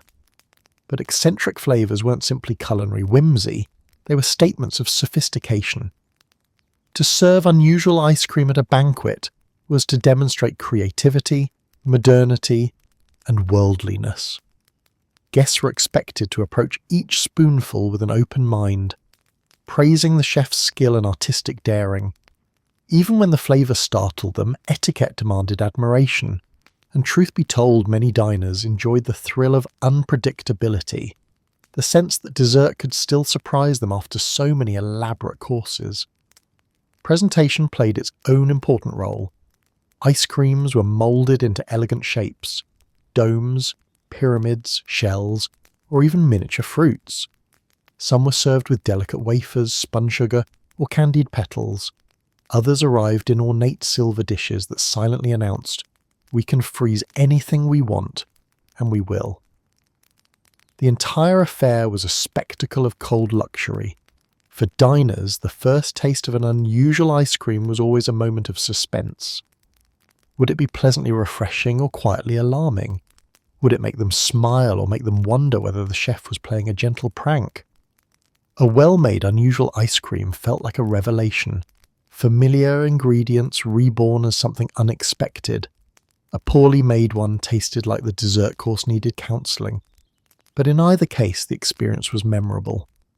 What made these flavours uniquely Edwardian was their willingness to bend the rules without breaking the illusion of refinement.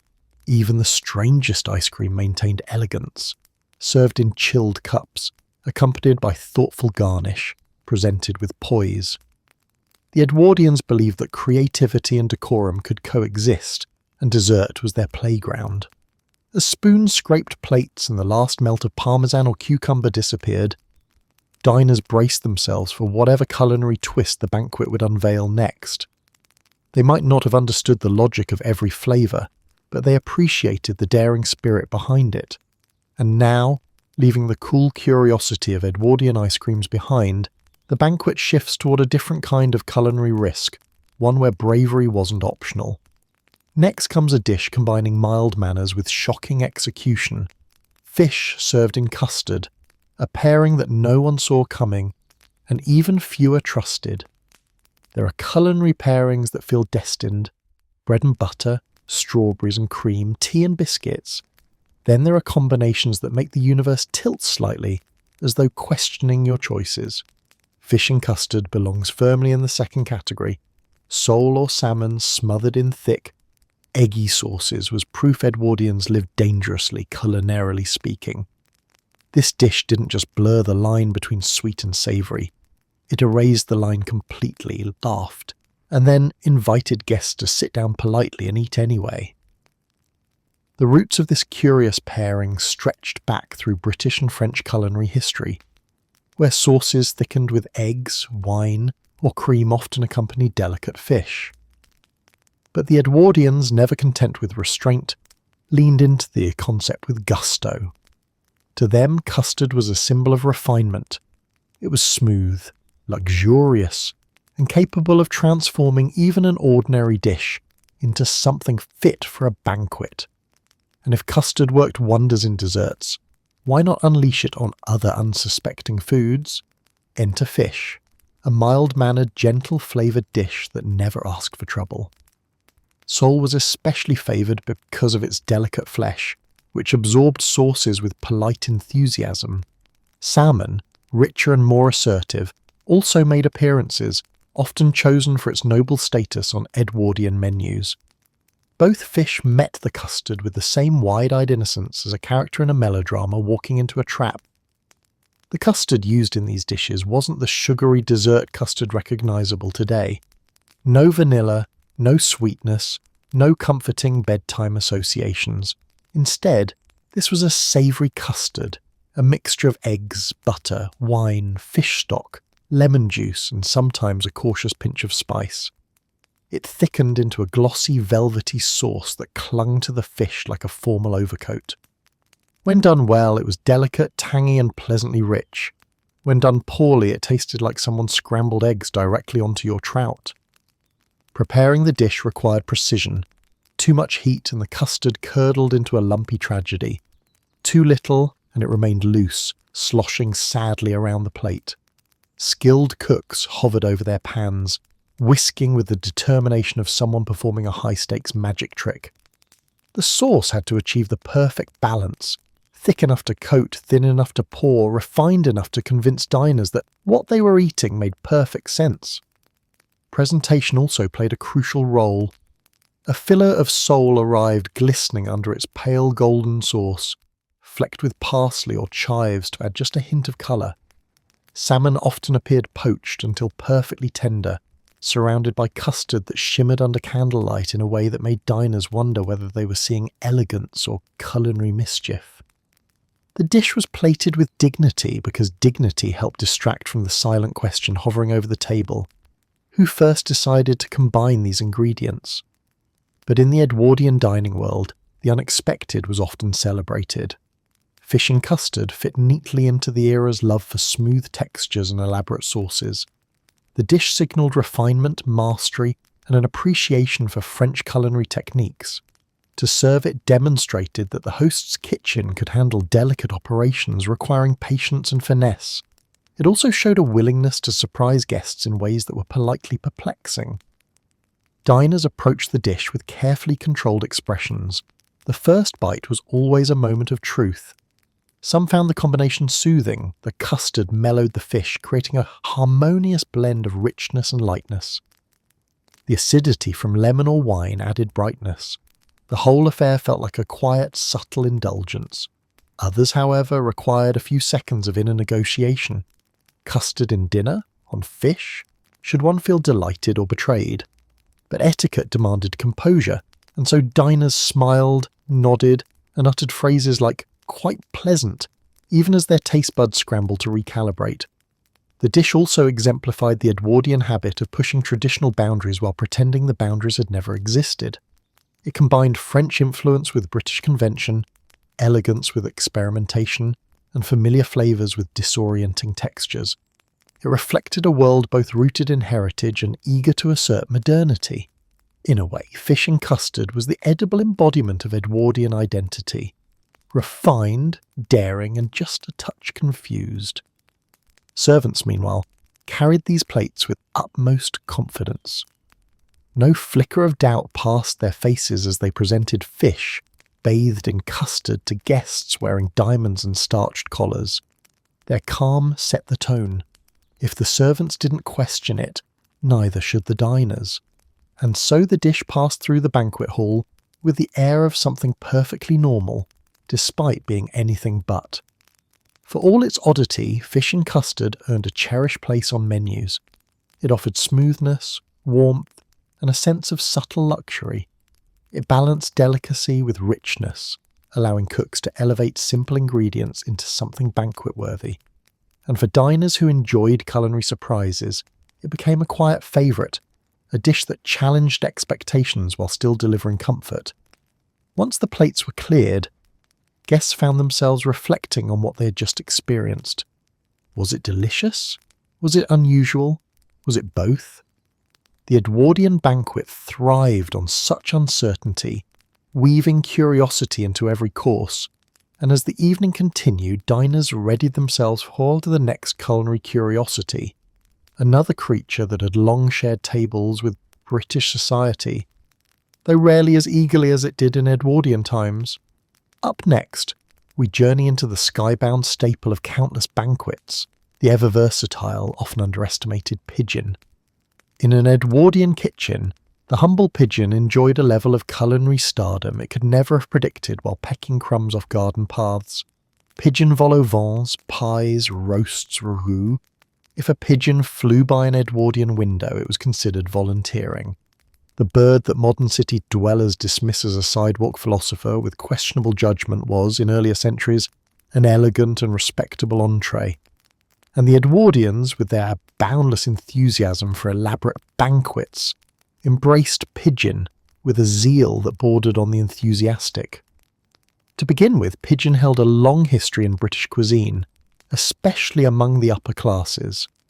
Far from being seen as street nuisances, pigeons were bred intentionally in dovecotes, charming architectural additions that served as both decoration and conveniently bird supply chain. Squabs, the young and tender pigeons prized for their softness and delicate flavour, appeared regularly on dinner tables, particularly during feasts that demanded variety and sophistication. Pigeon wasn't considered exotic or shocking, it was simply good food. Edwardian cooks had an impressive repertoire for preparing the birds, starting with one of the era's crown jewels, the pigeon vol au vent. This delightful construction combined flaky puff pastry with a creamy pigeon filling, creating what looked like an edible tower of triumph. The pastry shell, golden and airy, served as a luxurious container for tender pigeon meat simmered in velvety sauce. Diners broke into the shell with polite enthusiasm, releasing a fragrant cloud of herbs, mushrooms and butter. It was a dish designed not only to taste marvellous, but to appear crafted by someone who had achieved inner peace through precise layering. Then there were pigeon pies, hearty, sumptuous affairs that showcased the bird in its most comforting form. Unlike the extravagant game pies piled high with half the countryside, pigeon pies tended to focus on tenderness and flavour. The birds were stewed until their meat loosened from the bone, then combined with onions, herbs and rich gravy before being encased in pastry. When baked, the pie's crust turned a glossy brown, cracking open to reveal steam carrying the scent of slow-cooked pigeon. The dish balanced elegance with warmth, making it popular at both formal banquets and lavish family dinners. Roast pigeon also found a loyal following among Edwardians who adored dishes that made the dining room smell like victory. Roasting brought out the bird's deeper flavours, giving the meat a satisfying richness that paired beautifully with sauces, often wine-based, occasionally fruit-tinged, always crafted to impress. A well-roasted pigeon arrived at the table plump and gleaming, ready to be carved with the same ceremony that accompanied larger birds. Served with seasonal vegetables or delicate purees, it offered a dining experience that felt traditional yet indulgent. For guests who preferred something modern and more subtle, pigeon ragout provided a tender escape. In this preparation, pigeon meat was simmered slowly in stock, wine, and aromatic vegetables until it surrendered its firmness and slipped into spoonable luxury. The resulting stew was ladled onto plates with reverence, its glossy surface hinting at depth and complexity. Every bite carried the flavour of herbs and long, patient cooking, a dish for those who valued quiet richness over dramatic presentation. Yet despite its culinary versatility, pigeon still carried a certain narrative flair. Unlike the intimidating spectacle of a whole calf's head or the delicate mystery of ortolans, pigeon evoked images of the countryside, of estates with stone dovecotes and sweeping lawns. It had roots in tradition, in practicality, and in the rhythms of English country life. It represented both comfort and class, a bird humble enough to be familiar yet refined enough to grace the banquet table. Of course, Edwardians didn't serve pigeon simply because it tasted good. They served it because it offered variety. The era's banquets thrived on diversity of dishes, each course meant to surprise, delight, or at least momentarily distract from the increasingly tight waistcoats of the diners. Pigeon added a welcome contrast to heavier meats, and its relatively small size allowed multiple birds to be prepared in multiple ways, satisfying both tradition and innovation in a single evening. To modern diners, the idea of eating pigeon might feel peculiar, even rebellious, but at the Edwardian table, no one batted an eye. The bird was treated with the same respect granted to any high-quality protein. Its flavour, earthy, slightly gamey, naturally tender when harvested young, made it a reliable canvas for the rich, comforting sauces beloved in Edwardian cuisine. And cooks valued pigeon for its predictable cooking behaviour, a crucial attribute when orchestrating a banquet requiring 10 or more courses delivered with precise timing. As the pigeon course concluded, diners leaned back in their chairs, politely of course, wondering what marvel might come next. They had eaten so many strange and wonderful things already. Turtle, aspics, sweetbreads, game ecosystems, creamy curries and questionable ice creams. And yet Edwardian meals thrived on escalation. Now the banquet was ready to pivot from countryside charm to tropical extravagance. Suddenly diners would encounter something far rarer than pigeon, a fruit so expensive it once symbolized global wealth, architectural ambition, and social status. Prepare yourself for the shimmering, spiky spectacle of the Edwardian pineapple obsession. If the Edwardian banquet had a mascot, a symbol that declared this household is wealthy, worldly, and possibly a little dramatic, it was not a roast, a pudding, or even some elaborately sculpted jelly. It was a pineapple, a fruit so expensive you needed financial advice before slicing it. The Edwardians inherited a long British tradition of pineapple worship, and although the fruit became more accessible by the early 1900s, its reputation as the edible crown jewel of status refused to fade. In a dining room overflowing with spectacle, nothing captured the spirit of performative plenty quite like a pineapple perched proudly at the centre of the table. The pineapple's path to prestige began in the centuries before the Edwardians, when European explorers first encountered the fruit in the tropics and promptly decided it was a treasure. Its golden armour of scales, its sweet fragrance, its bright crown, it looked like nature's own palace decoration. But shipping pineapples across oceans was expensive, risky, and dependent on conditions no sailor could guarantee. Many pineapples arrived bruised, mushy, or hopelessly fermented. Those that survived the journey in pristine condition were celebrated as marvels. By the time the Edwardians waltzed into history, pineapple cultivation in hothouses had improved, but it was still a costly endeavour. Growing a single pineapple required months, sometimes over a year, of careful nurturing in heated glass houses. Only the wealthiest estates maintained pineapple pits or hotbeds, structures specially designed to keep tropical fruit alive in the decidedly non-tropical British climate. These architectural necessities were so expensive that early pineapples were rented out for parties. Yes, rented. A hostess might display a pineapple at her banquet, accept the admiring gasps, and then return the fruit so someone else could pretend they owned it. Though this rental trend faded by the Edwardian period, the pineapple's symbolic power remained. Hosts displayed them in bowls, candelabra, centerpieces, and towering fruit pyramids that looked as though they required planning permission. A single pineapple sat proudly among grapes, figs, and oranges, not because it was meant to be eaten, but because it announced wordlessly, "We have arrived." Guests understood the code instantly. A pineapple didn't just suggest wealth, it suggested global connection. It hinted at ships moving across oceans, colonies producing exotic bounty, glasshouses glowing warmly in the night. It was, in many ways, the edible shorthand for the British Empire. Impressive, expensive, and transported from far away by a network of labour, invisible to the diners admiring its spiky crown. At some banquets, pineapples were carved into elaborate displays, spirals, rings, boats, and fans, but the truth was more that many hosts avoided cutting into them altogether. Displaying a whole pineapple offered more social mileage than serving it. Once sliced, it became mortal fruit. Still delicious, still fragrant, but robbed of its majestic form. Keeping it whole meant extending the spectacle. Pineapples, in this sense, were more ornament than nourishment. When pineapples were served, it was an event. A servant would approach with precise cuts arranged beautifully, the bright yellow flesh glistening under candlelight. Even if diners had tasted pineapple before, the moment still carried a sense of ceremony. Its sweetness, tanginess, and perfume felt like a vacation in a bite. Many Edwardians adored fruit, but lived in a climate that produced only modest sweetness. Pineapple was a different world entirely, a tropical surprise in a landscape better known for apples and pears. Yet the pineapple's status also made it vulnerable to culinary dramatisation.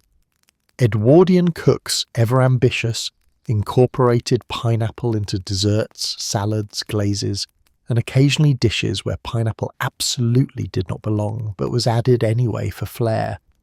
Pineapple creams, pineapple jellies, pineapple fritters, the fruit appeared in every form except subtle.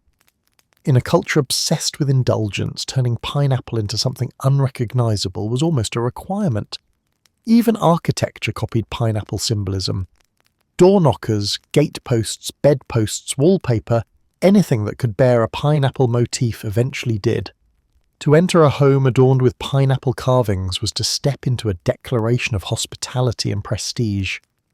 The Edwardians loved visual metaphors, and pineapples offered the perfect blend of charm and bragging rights. Still, no matter how widespread the symbol became, the fruit itself remained an icon of luxury. Its rarity kept it precious, its flavour kept it desirable, and its visual impact kept it famous. The pineapple was the banquet guest that didn't speak, didn't eat, didn't move, but still dominated the room. And so, as the Edwardian diners admired the glittering table display, they saw not just fruit, but the story of empire, extravagance, horticulture, and ambition. A pineapple was more than a pineapple. It was a trophy. But after the guests finished admiring the tropical glamour, the banquet often shifted back toward dishes shaped not by global display, but by global trade. Foods brought from faraway lands, not for symbolism, but for novelty, challenge, and sometimes questionable freshness. For Edwardian hosts eager to dazzle their guests, nothing said sophistication quite like serving a dish that had crossed half the globe to arrive at the dinner table, preferably looking slightly travel-weary as if to emphasise the journey. Nothing impresses guests like a fish that travelled farther than you ever will. In the age of empire, exotic imports weren't just foods, they were edible proof of Britain's vast reach and the host's ability to command flavours from distant worlds, even if those flavours arrived somewhat questionably fresh. The Edwardians lived during a transitional moment in culinary history. Early refrigeration technologies were emerging, but they were still temperamental, expensive, and occasionally more decorative than reliable. Ships had ice rooms and rudimentary cooling systems, yet voyages across oceans were long, weather unpredictable, and cargo conditions less than ideal. The result? Imported foods that ranged from triumphs of preservation to mysterious specimens emitting faintly worrying aromas. And yet the thrill of serving exotic foods outweighed the risks. Imagine a dinner where, in a single evening, guests might encounter New Zealand lamb, Indian spices, Caribbean fruits, Australian crustaceans, or Mediterranean fish. These dishes symbolise modernity, adventure, and imperial confidence. For diners accustomed to root vegetables and local game, a plate of foreign delicacies was a sensory journey, one that came with bragging rights. Fish in particular was a popular import despite being the most sensitive traveller. Edwardians adored brag-worthy seafood, red snapper from the West Indies, sea bream from the Mediterranean, even small barracudas occasionally made appearances at bold banquets. Transporting these creatures required layers of ice, insulated crates, and the fervent hope that the ship did not encounter delays. When the fish finally reached the kitchen, the cook had mere hours to turn it into something magnificent, or at least something unrecognisable enough that no one questioned its journey. Guests were often told the origin of the dish before tasting it. This wasn't mere information, it was advertising. This, a host might say proudly, gesturing toward the platter, arrived from Ceylon just this week. Diners nodded approvingly, whether or not they knew where Ceylon was. Prestige mattered more than geography, and if the fish had travelled across multiple seas, changed ships twice, and possibly questioned its purpose along the way, all the better. Its odyssey became part of the banquet's charm. Meat imports had their own dramatic flair. Mutton from New Zealand was prized for its quality, though it sometimes arrived so thoroughly aged by travel that it developed a personality. Shipping meat halfway around the world was risky, but successful deliveries delighted Edwardian kitchens. The novelty of serving foreign cuts made even familiar dishes feel special. Roast lamb tasted different when it came stamped with the romance of distant pastures. Fruits also joined the exotic parade: bananas from the Caribbean, oranges from southern Europe, melons from warm climates. Pineapples were not the only showstoppers. Grapes, figs, and citrus arrived in crates that travelled hundreds of miles, bearing the marks of their journey. Some fruits held up beautifully, others wilted in quiet protest. But no matter their condition, their presence at the table made a statement. This household had access to global abundance: tea, Coffee, cocoa, spices and sugars, though not served as dishes, travelled great distances as well, shaping the flavours of Edwardian cuisine. Spiced desserts, coffee ices, chocolate creams, fragrant teas, these were everyday luxuries underpinned by global supply chains. Even when fresh imports faltered, dry goods performed reliably, allowing hosts to offer an air of worldly sophistication without worrying whether an entire crate of fruit had gone rogue. But for Edwardians, the novelty was half the pleasure. They lived in a world expanding rapidly through steamships, railways, and telegraph lines. Transport was faster than ever before, and each new arrival from overseas felt like a gift from modernity itself. Even when the food arrived with, let's call it, experienced character, diners accepted it as part of the adventure. Of course, cooks bore the true burdens of these exotic imports. They had to sniff, inspect, trim and rehabilitate ingredients that sometimes looked like they'd endured a minor existential crisis. A talented chef could revive even a tired-looking fish with sauces, herbs, or careful poaching.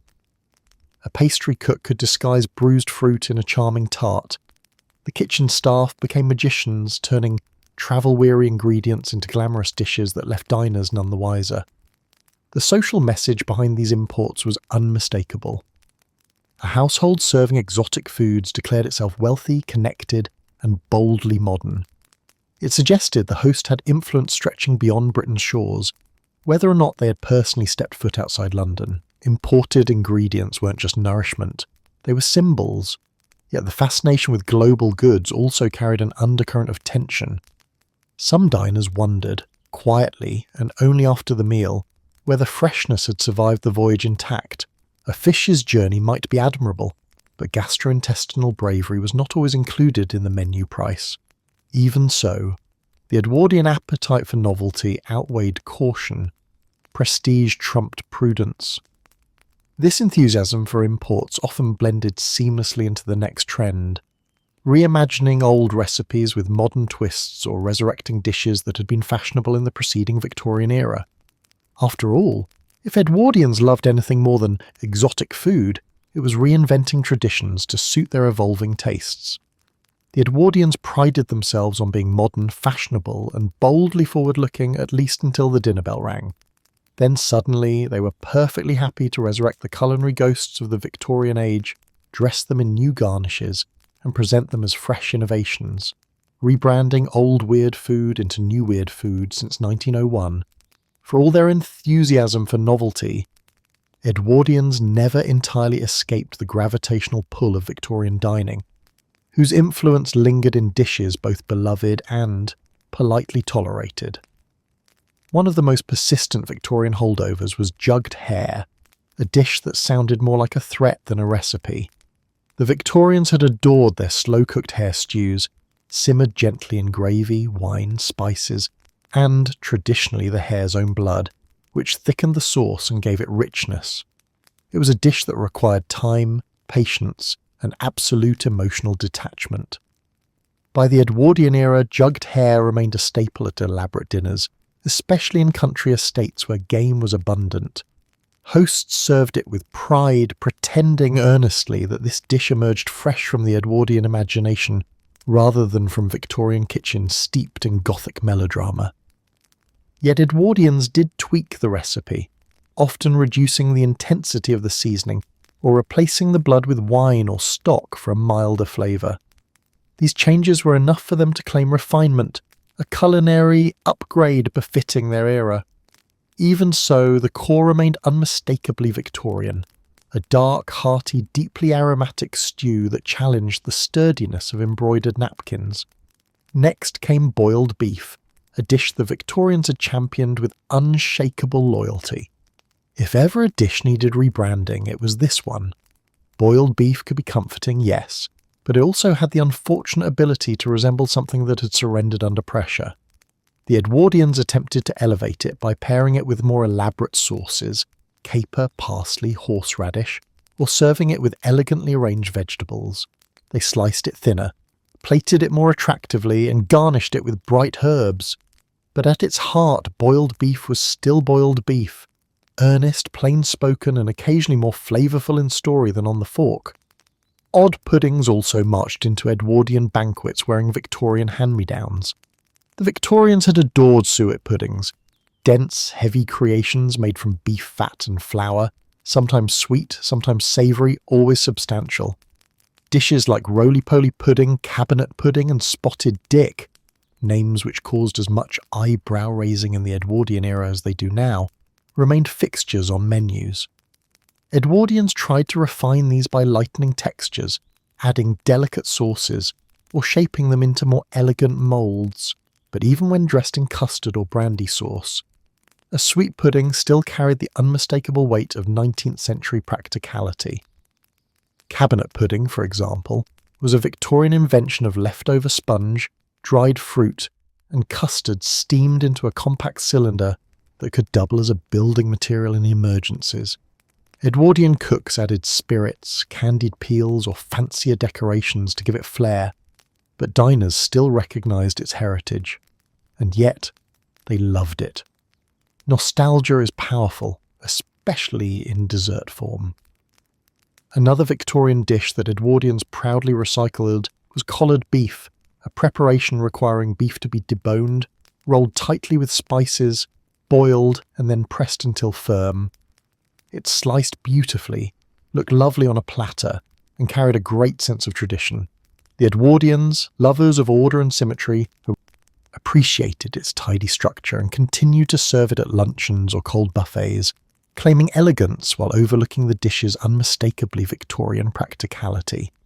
Even the odd habit of mixing sweet and savoury elements in unexpected ways, so characteristic of Victorian cuisine, persisted. Desserts flavoured with rosewater, puddings laced with citrus zest, and sauces infused with spices like nutmeg and mace remained popular among Edwardians who enjoyed the lingering perfume of their culinary heritage. So why did these Victorian dishes survive into the Edwardian era, despite the latter's enthusiasm for spectacle and global influences? First, practicality.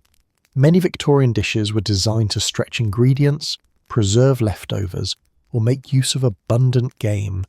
Edwardians, even wealthy ones, appreciated efficiency dressed in elegance.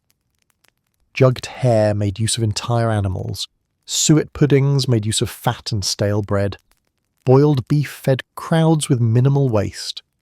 Second, nostalgia. The Edwardians lived in a moment of rapid change.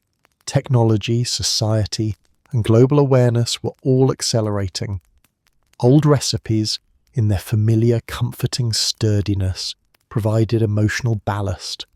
Serving a dish that one's grandparents had enjoyed offered continuity in a world speeding forward. Third, culinary pride. Victorian cuisine, for all its quirks, was undeniably British. In an age when imported ingredients and French techniques flooded upper-class kitchens, these dishes reminded diners of national heritage. Reinterpreting them for modern tastes allowed Edwardians to balance innovation with identity, and so, in dining rooms illuminated by electric chandeliers and decorated with the latest fashions, Victorian dishes lived on, polished, repackaged, but unmistakably themselves. Guests might joke about the heaviness of a pudding or the boldness of jugged hare, but they ate every bite. Because no matter how modern the world became, comfort food has a way of enduring. With these hearty relics of Victorian kitchens behind them, Edwardian diners now shifted toward the banquet's final flourish, a theatrical tradition where the food wasn't merely served. It was sculpted, staged, and displayed with glorious, occasionally impractical artistry. At an Edwardian banquet, the table wasn't just set, it was staged. Guests didn't merely dine, they toured an edible art gallery, navigating landscapes of sugar, butter, fruit, pastry, and the faint feeling that touching anything might cause a structural collapse.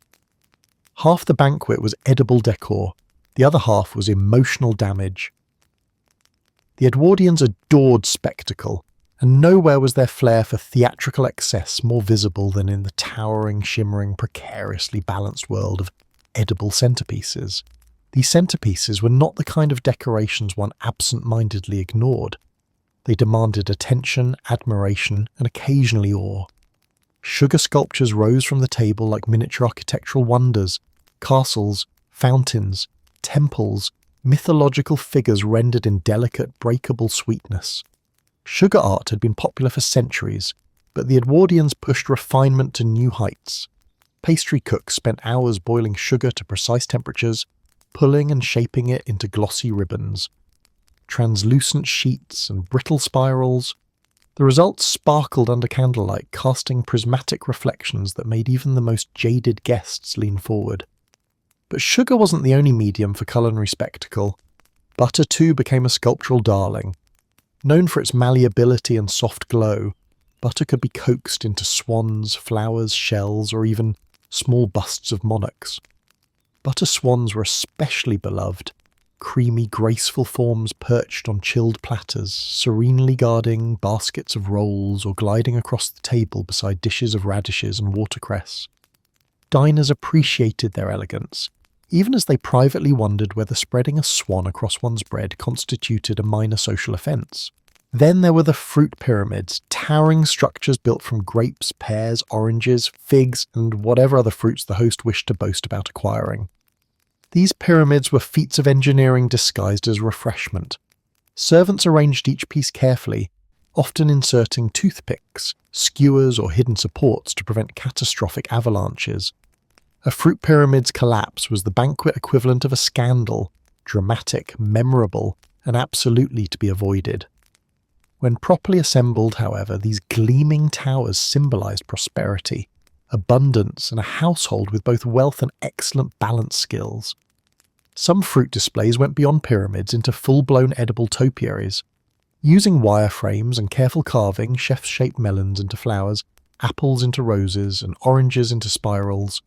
A centerpiece might depict a cornucopia overflowing with carved fruit, a miniature orchard rendered in edible form, or even a tableau of doves fashioned from pears and plums. These displays weren't meant to be consumed immediately. They were meant to be admired, photographed mentally, and referenced later in conversations about the host's impeccable taste. Sugar pastelage, an edible modelling material made from sugar and gum tragacanth, allowed even grander creations, edible ships with sugar sails, sugar bridges, sugar landscapes dotted with sugar shepherds tending sugar sheep. Once, an ambitious chef constructed a working sugar fountain that flowed with rosewater syrup, causing guests to erupt into applause, and at least one to question whether this counted as drinking or dessert. Pastelage was sturdy when dry, making it ideal for detailed sculptures. It was, in many ways, the 3D printing of its time. For all their beauty, edible centerpieces posed challenges. Maintaining them required vigilance. Butter sculptures wilted near heat sources. Sugar sculptures absorbed humidity and sagged. Fruit displays weakened at the slightest provocation. Servants hovered around them discreetly, prepared to intervene should a grape loosen or a sugar column lean ominously. The table was a battleground of temperature, gravity, and fragility, and the staff were its silent heroes. Guests, meanwhile, navigated these edible marvels with equal parts admiration and hesitation. Could they eat the sugar gazebo? Were the butterflowers decorative or functional? Was the fruit pyramid meant to be dismantled, or was removing a pear considered vandalism? Often, the host offered guidance. Some sculptures were purely ornamental, others became part of the dessert course. But etiquette demanded caution. You did not reach toward a centerpiece without explicit permission, unless you wished to be silently judged across a 10-foot table. The most extraordinary centerpieces were those that incorporated motion or hidden surprises. Mechanical spinning sugar towers, figures that rotated via clockwork, even small scenes where marzipan animals frolicked thanks to a clever pulley system underneath the tablecloth. These wonders transformed the banquet into a spectacle approaching theatre, blending artistry, engineering, and confectionery skill into a single display. But the true purpose of edible centerpieces wasn't merely visual delight. It was social signalling. Only wealthy households could afford chefs with the artistic talent and time required to create such pieces. Sugar was expensive, butter sculptures required chilled rooms and careful storage, exotic fruits showcased a global reach. A magnificent centerpiece said to guests, "We do not merely serve food, we curate experiences." And Edwardian diners relished those experiences.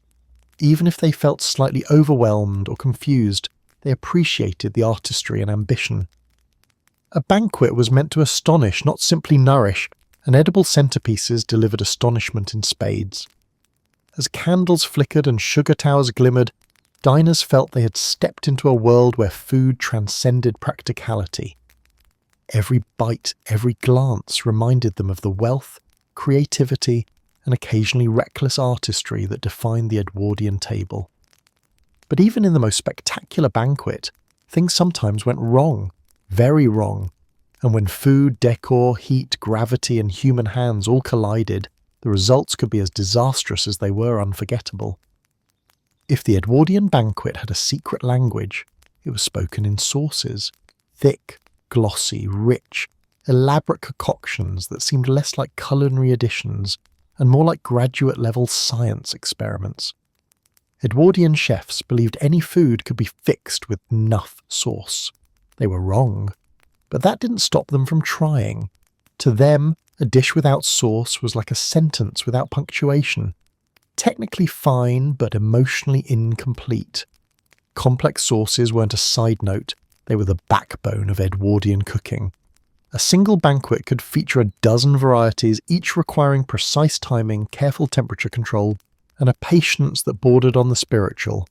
These sauces often demanded hours of reducing, straining, whisking, clarifying, restraining, thickening, thinning, and then thickening again, because the chef no longer trusted the sauce to behave on its own.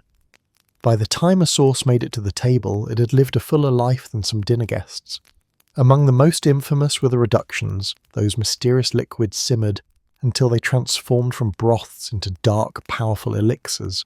A proper reduction could take hours. The pot bubbled quietly, steam rising in determined little puffs, while the chef hovered with the vigilance of someone guarding state secrets. A well-made reduction offered concentrated flavour, richness, and a sense of accomplishment. A poorly made one tasted like the memory of something burned long ago. Anchovy-heavy gravies were another Edwardian obsession.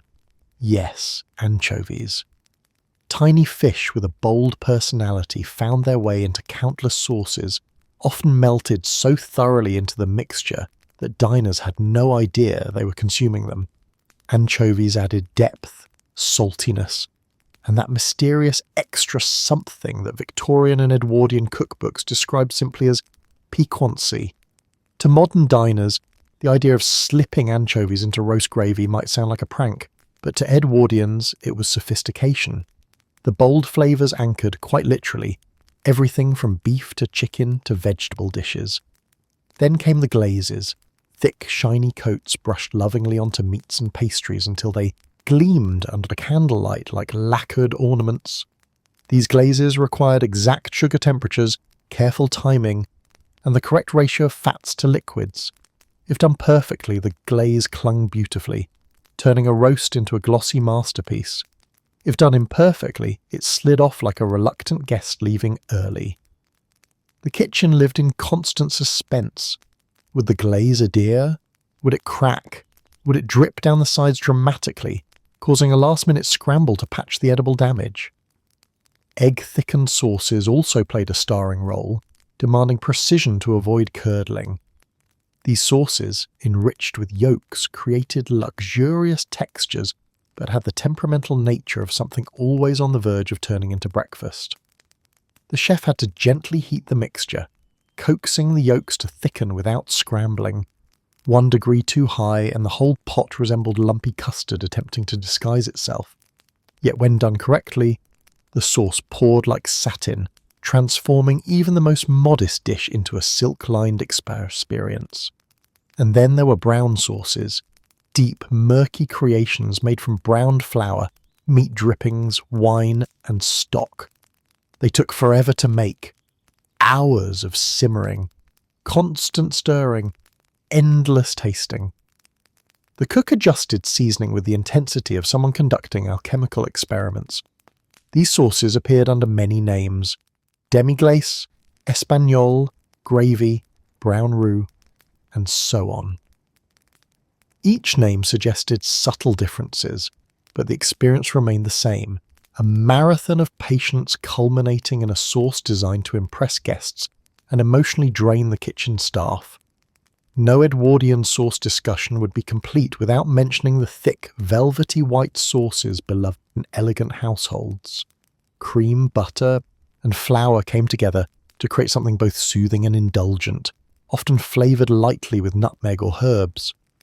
These sauces softened sharper flavours, soothed bold ingredients, and provided an aura of refinement. But even these seemingly simple creations could go catastrophically wrong, lumps forming just as the sauce was needed, forcing cooks into emergency whisking sessions. Sauces weren't merely embellishments, they were statements. A menu listing pan-fried chicken sounded plain, but a pan-fried chicken with Madeira cream reduction elevated expectations and anxieties immediately. Madeira, sherry, port, brandy. Alcohol played a major role in Edwardian sauces, contributing depth and daring. Flames occasionally erupted when spirits hit hot pans, prompting brief moments when cooks questioned their life choices before continuing as though nothing had happened. Guests, of course, rarely witnessed this behind-the-scenes chaos. To them, sauces appeared effortless. They draped elegantly across meats. They shimmered. They glowed. They smelled divine. Guests praised the richness, the subtlety, the sophistication, all without knowing the number of near disasters required to achieve the final effect. Sauces were the polite illusion of promotion, masking hours of panic. But sauces also symbolized something greater: Edwardian culinary philosophy. The era believed food should be layered, transformed, refined, made into something greater than the sum of its parts. Sauces allowed even simple ingredients to masquerade as luxury. They represented technique, training, and taste. And while not every sauce succeeded in elevating the dish, some drowned it entirely, the ambition remained unmistakable. However, ambition sometimes backfired. Sauces could break, scorch, thicken oddly, refuse to cling, or overpower delicate dishes. And when they failed boldly. Diners weren't told, of course. The kitchen simply pivoted. Perhaps a slightly thinner sauce, perhaps a thicker one, perhaps a sudden announcement that the dish was now chef's choice. After an evening of navigating complex sauces, velvety, glossy, salty, sweet, confusing, or quietly triumphant, diners could only wonder what other liquid surprises awaited them next. If the food at an Edwardian banquet sometimes bordered on alarming, the beverages took that as a challenge. These were not simple refreshments designed to cleanse the palate or lift the spirit. No, Edwardian drink menus were an enthusiastic parade of concoctions that tested courage, constitution, and the very definition of drinkable. If it sloshed, they drank it, even if it questioned their sanity. From milk-based punches to oyster cocktails to steaming beef tea, ladled out like medical aid, Edwardian beverages formed a bizarre liquid universe all their own. The star of this bewildering constellation was the milk punch. At first glance, it sounded like a comforting bedtime drink. Milk, sugar, nutmeg, nothing troubling there. Then the recipe took a sharp turn into the absurd. Add brandy, rum, or both, then curdle the mixture deliberately until the solids separate from the whey. Strain it repeatedly until the liquid becomes crystal clear, like some boozy ghost of its former self. The result was a punch that tasted deceptively smooth, carried a surprising kick, and bore absolutely no resemblance to the milk it started as. Milk punch was the kind of beverage that arrived at the table with innocence and left it with a trail of chaos. Guests adored it. Hosts served it as an elegant alternative to wine, especially during afternoon gatherings or late-night salons. Its clarity impressed guests. Its sweetness charmed them. Its alcohol content waylaid them, and its preparation, half science experiment, half endurance test, gave cooks a chance to showcase their skill with strainers and unwavering optimism.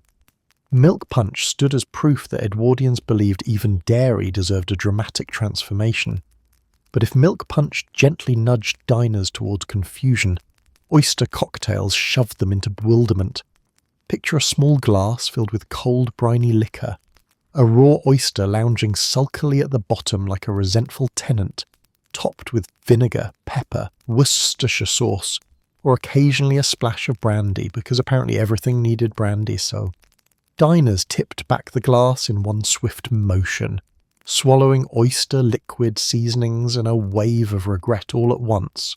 Oyster cocktails were fashionable, invigorating, and believed to be mildly restorative, traits that seem optimistic in hindsight. They were served before meals to awaken the appetite, though some diners privately wondered if their appetite might prefer to remain asleep. Yet oyster cocktails persisted, favoured by adventurous guests who enjoyed the thrill of consuming something that blurred the line between drink and dare. And then there was beef tea. No wine, no sugar, no citrus, just beef. Hot, steaming, savoury beef, served in cups, like medicine. Beef tea began as a Victorian health tonic, and Edwardians inherited the habit with both pride and confusion. To make it, cooks simmered beef, sometimes minced, sometimes chopped, with water and salt until the essence of the meat infused the broth. The resulting liquid was strained, poured into teacups, and served to guests who were expected to sit politely despite drinking something that tasted like a liquid Sunday roast. It was believed to restore strength, soothe the nerves, and bolster the constitution. Whether this was true or simply an excuse to sip hot broth in polite company is debatable. Still, beef tea appeared on banquet menus, especially in earlier courses or late in the evening when diners were at risk of losing stamina. Nothing said sophistication quite like pausing between turtle soup and game pie for a restorative cup of beef. Egg-based drinks joined the chaotic lineup as well. Possets, flips and nogs blended eggs, milk, sugar and alcohol into frothy mixtures that walked the line between dessert and nourishment. Some were served warm, others cold. Some were thick enough to require chewing, others light and airy. Egg flips beaten into silken foam with ale or rum were particularly popular. Drinking one felt like consuming the custard course before it solidified. Edwardians loved them for their richness, though guests sometimes needed time to ponder whether their beverage counted as a meal. Even fruit punches weren't safe from experimental tendencies. Some bowls married citrus with tea, spices and brandy. Others mixed sparkling wine with fresh herbs. A few added ginger beer or cider for effervescence. Punch bowls became miniature laboratories floating with slices of lemon, clouds of sherbet, or perfumed steam. Hosts prided themselves on offering refreshments both beautiful and unpredictable, beverages that shimmered, fizzed or smoked. And of course, alcohol was everywhere. Sherry before meals, claret with meats, port after dessert, champagne whenever celebration required bubbles. But even the wines were not immune to Edwardian flourishes. Some claret cups were served with cucumber slices, the same cucumbers that starred in strange ice creams, and mint sprigs. Champagne might appear mixed with juices, liqueurs, or even ice creams in elaborate sherbets. Edwardians adored embellishment, and if a drink wasn't sufficiently dramatic, they added something until it was. What united all these creations was the Edwardian love of experimentation. Drinks weren't simply beverages, they were statements of hospitality, ambition, and occasionally madness. A guest might begin a meal with an oyster sliding down their throat, continue with wine enhanced by unexpected ingredients, take a mid-meal break with beef tea, and finish with a punch that appeared to contradict itself. And still, throughout the evening, diners maintained poise, no raised eyebrows, no hesitation, no indication that someone had just consumed alcohol-infused milk or a glass containing an entire sea creature. Grace required acceptance, and acceptance required a willingness to believe that everything served at a grand banquet was intentional, even when it clearly wasn't. As the cups emptied and glasses clinked, the Edwardians prepared for one last indulgence, dessert. But not ordinary dessert. Desserts that arrive flambéed, drenched, soaked, or staggering under the influence of generous alcohol. If the Edwardian banquet had a grand finale, it wasn't the speeches, the toasts, or the final bow of the hostess. It was dessert. But not gentle, delicate, fluttery desserts. No, this was an era that believed sweets should arrive with theatrical force. Alcohol-soaked pastries, flaming puddings, brandy-drenched cakes that wobbled, sizzled, steamed, and occasionally threatened to burn off a guest's eyebrows. When your dessert requires a fire extinguisher, you know it's Edwardian. The uncontested monarch of this sugar-fueled spectacle was the tipsy cake. Imagine a soft, buttery sponge soaked, no, saturated, in brandy, sherry, Madeira, or all three if the cook was feeling particularly fearless. The cake didn't merely absorb alcohol, it worshipped it. By the time it reached the table, it glistened like a lacquered jewel and smelled like a distillery disguised as a bakery. Diners didn't cut tipsy cake so much as negotiate with it. One gentle press of the spoon released a wave of fragrant, boozy warmth that drifted upward, politely asking, "Are you sure you're ready for this?" Tipsy cake wasn't just a dessert, it was an experience. It walked the line between indulgence and intoxication, combining rich sweetness with a spirited punch that encouraged laughter and loosened conversation. Even its texture reflected Edwardian indulgence, a plush, almost custardy softness created by its enthusiastic wine bath. Guests adored it, even when their posture afterwards suggested the cake had taken more charge of the evening than intended. But tipsy cake was only the beginning. The Edwardians were deeply committed to making desserts that defied conventions and occasionally common sense. Flaming puddings were among their greatest triumphs. Whether the pudding was a fruit-laden dome or a dense suet-based creation, it became an entirely new creature once drenched in brandy and set alight. A servant would dim the lamps, pour warm alcohol over the pudding and ignite it with a flourish. Instantly a blue flame flickered to life, dancing like a ghost around the dessert's edges while guests gasped appreciatively. For a brief, magical moment, everyone forgot the pudding likely weighed as much as a brick. The flaming pudding tradition wasn't merely drama, it was ritual. The blue blaze symbolized luxury, festivity, and an unspoken agreement that fire safety was someone else's problem. Once the flames receded, the pudding's exterior held a caramelized sheen, infused with smoky sweetness. Every bite was rich, heavy, deeply flavoured, and, depending on how liberal the brandy pour had been, slightly dizzying. Other desserts followed similar patterns. Rumbabbas, for instance, were deceptively innocent little yeasted cakes that arrived soaked in enough rum syrup to make even the most stoic diner blush. One bite and the flavour burst onto the palate with spirited enthusiasm. Edwardians loved rumbabas for their European elegance and their unapologetic boldness. They were a sort of culinary dare, eat me and good luck standing afterward. Then there were the layered trifles, multi-tiered creations filled with sponge, jam, custard, fruit, and a generous glug of fortified wine. Trifles were a Victorian inheritance the Edwardians proudly amplified. Their appearance alone demanded admiration. Bright layers gleaming through glass bowls, crowned with whipped cream and candied peels. But beneath the beauty lay boozy depths. The sponge absorbed alcohol like a sponge born for this purpose, releasing it in gentle waves with each spoonful. The effect was light, sweet, and mildly intoxicating, dessert with a secret agenda. Even cold desserts weren't exempt from Edwardian enthusiasm for spirits. Ice creams were enhanced with liqueurs, curacao, maraschino, kirsch, each adding perfume and sharpness to frozen sweetness.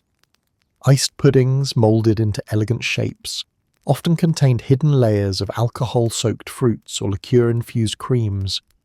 These dishes melted slowly, releasing flavour in stogies. First cold, then warm with lingering notes of wine or brandy. It was dessert designed to surprise from the first spoonful to the last. And of course, no Edwardian banquet would have been complete without the famed champagne jellies. These shimmering creations wobbled delicately on silver platters, quivering with every footstep in the dining room. Made from champagne thickened with gelatin, and sometimes flavoured with citrus zest or berries, these jellies sparkled like edible jewels. Their flavour was light and effervescent, their texture bright and trembling, as if the dessert itself were deciding whether to behave. These desserts occupied the rare overlap between elegance and mischief. Underlying all these creations was a distinctly Edwardian belief. Dessert wasn't just the meal's conclusion, it was its crescendo. The point wasn't merely to satisfy a sweet tooth, it was to astonish, delight, unsettle and entertain. A good dessert made guests smile, a great dessert made them talk about it for weeks, and an unforgettable dessert, the kind Edwardians adored most, made them consider whether the chef might be a genius or a menace. The theatricality of Edwardian sweets reflected the era's broader philosophy. More spectacle, more richness, more bravado. A flambé pudding told diners that the household possessed both wealth and confidence. Tipsy cake whispered that excess was the rule, not the exception. A boozy trifle implied that sobriety had politely left the room. And as diners leaned back in their chairs, warmed by brandy and sweetness, they often felt a quiet sense of triumph. They had faced fire, alcohol, wobbling towers of jelly, and pastries soaked beyond recognition, and survived. But the banquet wasn't over, because every grand meal required one final flourish, one last course to confuse, amuse, and astonish guests before the night drew to a close. For all their elegance, Edwardian banquets were tinderboxes of potential disaster, grand, glittering, exquisitely choreographed disasters, but disasters nonetheless. The more extravagant the dishes became, the more precarious their existence. Exploding jellies, collapsing centerpieces, flaming desserts that got too enthusiastic, and slippery courses launching themselves toward unsuspecting guests. The Edwardian era gave birth to culinary masterpieces, yes, but it also gave birth to culinary menace. Etiquette, rule number 1. Pretend nothing happened, even if the pheasant just flew off the platter. Let's begin with the jelly catastrophes. Edwardian cooks adored moulded jellies, tall, shimmering towers of gelatin shaped into castles, crowns, fruits, flowers, or mysterious abstract forms only the chef could explain. These wobbly marvels were magnificent to behold and terrifying to transport. A single misstep, an unexpected vibration, or a footman's sneeze spelled doom. Jellies slid, leaned, cracked, collapsed, or, on particularly memorable evenings, exploded when excessive air pressure built inside elaborate moulds. Guests sitting near the impact zone learned to smile through the sticky shrapnel of raspberry or sherry jelly splattering across their sleeves like edible confetti. But jellies weren't the only unstable guests at the banquet. Centerpieces, beautiful, ambitious, precarious centerpieces, were just waiting for gravity to file a lawsuit. Fruit pyramids toppled dramatically, sending apples rolling across the table like escapees from a produce revolt. Sugar sculptures slumped, sagged, or snapped in humid weather. Butter swans melted slowly into tragic puddles if placed too close to a candle, and towering pastry constructions sometimes collapsed with the haunting gentleness of a dying Victorian protagonist. When such catastrophes struck, the rule of the Edwardian dining room was simple: carry on as though everything were perfectly normal. If the pastry cathedral crumbled into pastry rubble, guests politely adjusted their napkins. If a marzipan deer lost a leg, diners pretended not to notice the severed limb resting beside the gravy boat. The servants, trained for battle-level composure, swept in silently to repair, replace, or discreetly remove casualties. The goal was seamless continuity, even when nature itself seemed determined to interrupt dinner. The meat dishes, however, were capable of mischief all their own. Roasted birds, pheasants, ducks, quail were notoriously slippery, especially when glazed. A single unsteady platter, and suddenly a beautifully browned pheasant shot across the table like it had urgent evening plans. And because Edwardian etiquette demanded decorum, no one lunged for the runaway bird. Instead, they watched it glide, bounce, or tumble gracefully until a footman intercepted it. Then everyone pretended absolutely nothing out of the ordinary had happened. Fish posed its own dangers. Poached fish, delicately balanced on ornate silver trays, could slip unexpectedly, especially if the sauce beneath acted like culinary ice. Many a banquet witnessed a sole or trout performing an unintended acrobatic routine before landing squarely in someone's lap. The victim, maintaining social grace, would insist that they were quite all right, even as they quietly contemplated the cold, lemon-scented ruin of their outfit. And of course, flaming desserts were the source of the most theatrical mishaps. The very drama that made flaming puddings and brandy-lit cakes so exciting also made them weapons of chaos. Flames flared too high, singeing tablecloths or briefly illuminating the startled eyebrows of nearby guests. A careless tilt of the serving platter could send brandy cascading in a fiery sheet. There were certainly instances, rarely spoken aloud, of puddings arriving more ablaze than intended, forcing servants to perform last-minute flame control while guests applauded nervously, unsure whether they were witnessing dessert or arson. Even beverages contributed to the mayhem. Unstable punch bowls sloshed over at the slightest provocation. Carbonated drinks erupted unexpectedly, soaking tablecloths and social confidence in equal measure. Champagne corks ricocheted across the room like festive missiles, sometimes landing in wine glasses, sometimes landing in wigs. Again, decorum demanded that no one react.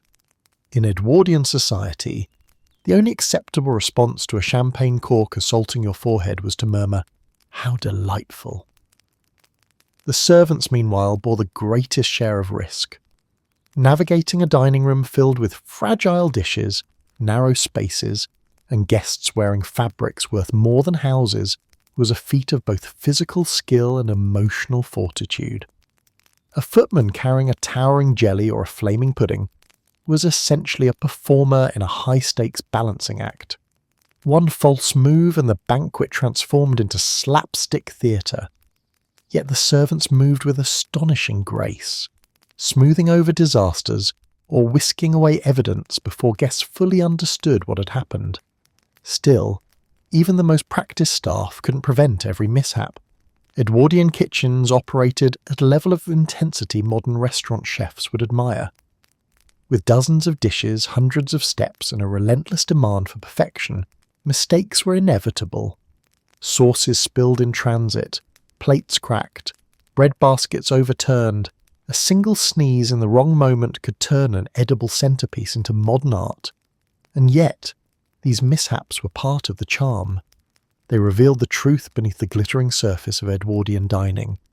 Chaos and elegance were constantly dancing together, and sometimes they stepped on each other's toes. Guests remembered the beautiful dishes, yes, but they also remembered the peacock that slipped, the jelly that detonated, or the pudding that set a small section of the table aflame.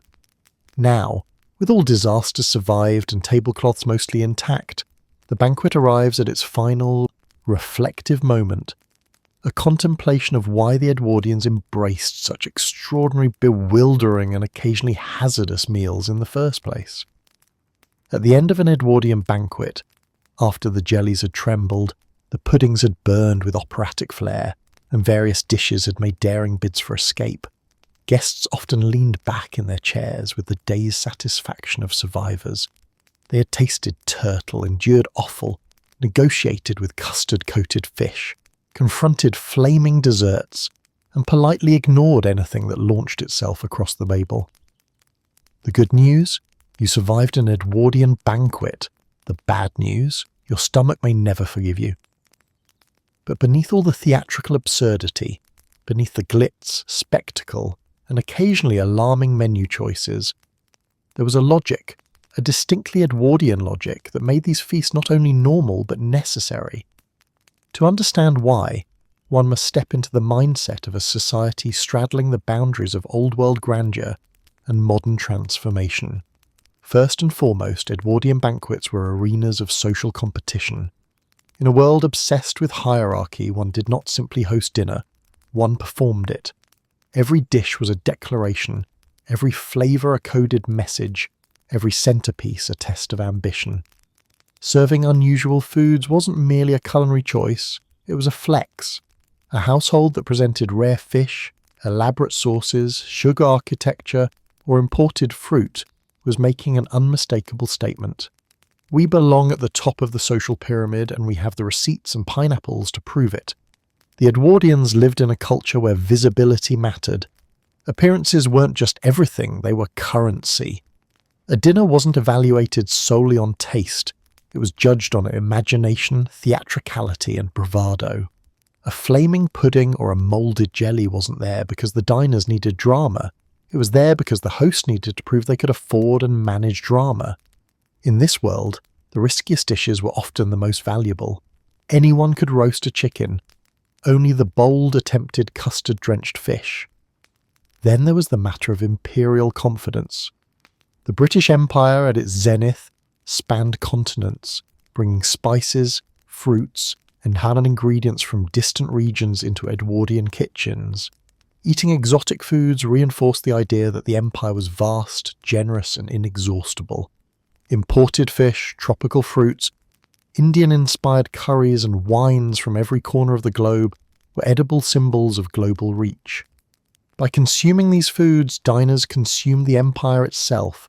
Every bite a reminder of Britain's perceived dominance and connection to lands far beyond its own shores. Even the strange offbeat dishes reflected this imperial psyche. Why eat pigeon in 7 different forms? Because the estates that supplied them represented land, power, and tradition. Why serve rumbabas?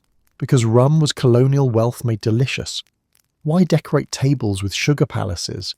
Because sugar, historically expensive, politically fraught, and deeply symbolic, was the perfect metaphor for imperial mastery. Edwardian food, bizarre as it sometimes was, expressed a worldview built on expansion, confidence, and the belief that anything exotic could be tamed, plated, and eaten. Another reason these elaborate meals made sense was the performative nature of Edwardian hospitality. To dine was to put on a show. The host performed wealth, the guests performed appreciation, the servants performed seamless perfection. Food became theatre. A flaming pudding wasn't simply dessert, it was a plot twist.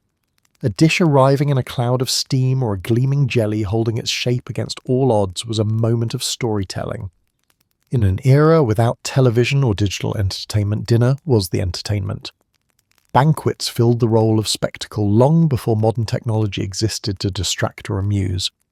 The dining room, with its polished silver, sweeping floral arrangements, and precariously balanced edibles, was a stage, and everyone in it was an actor, playing their part in the grand ongoing drama of Edwardian society.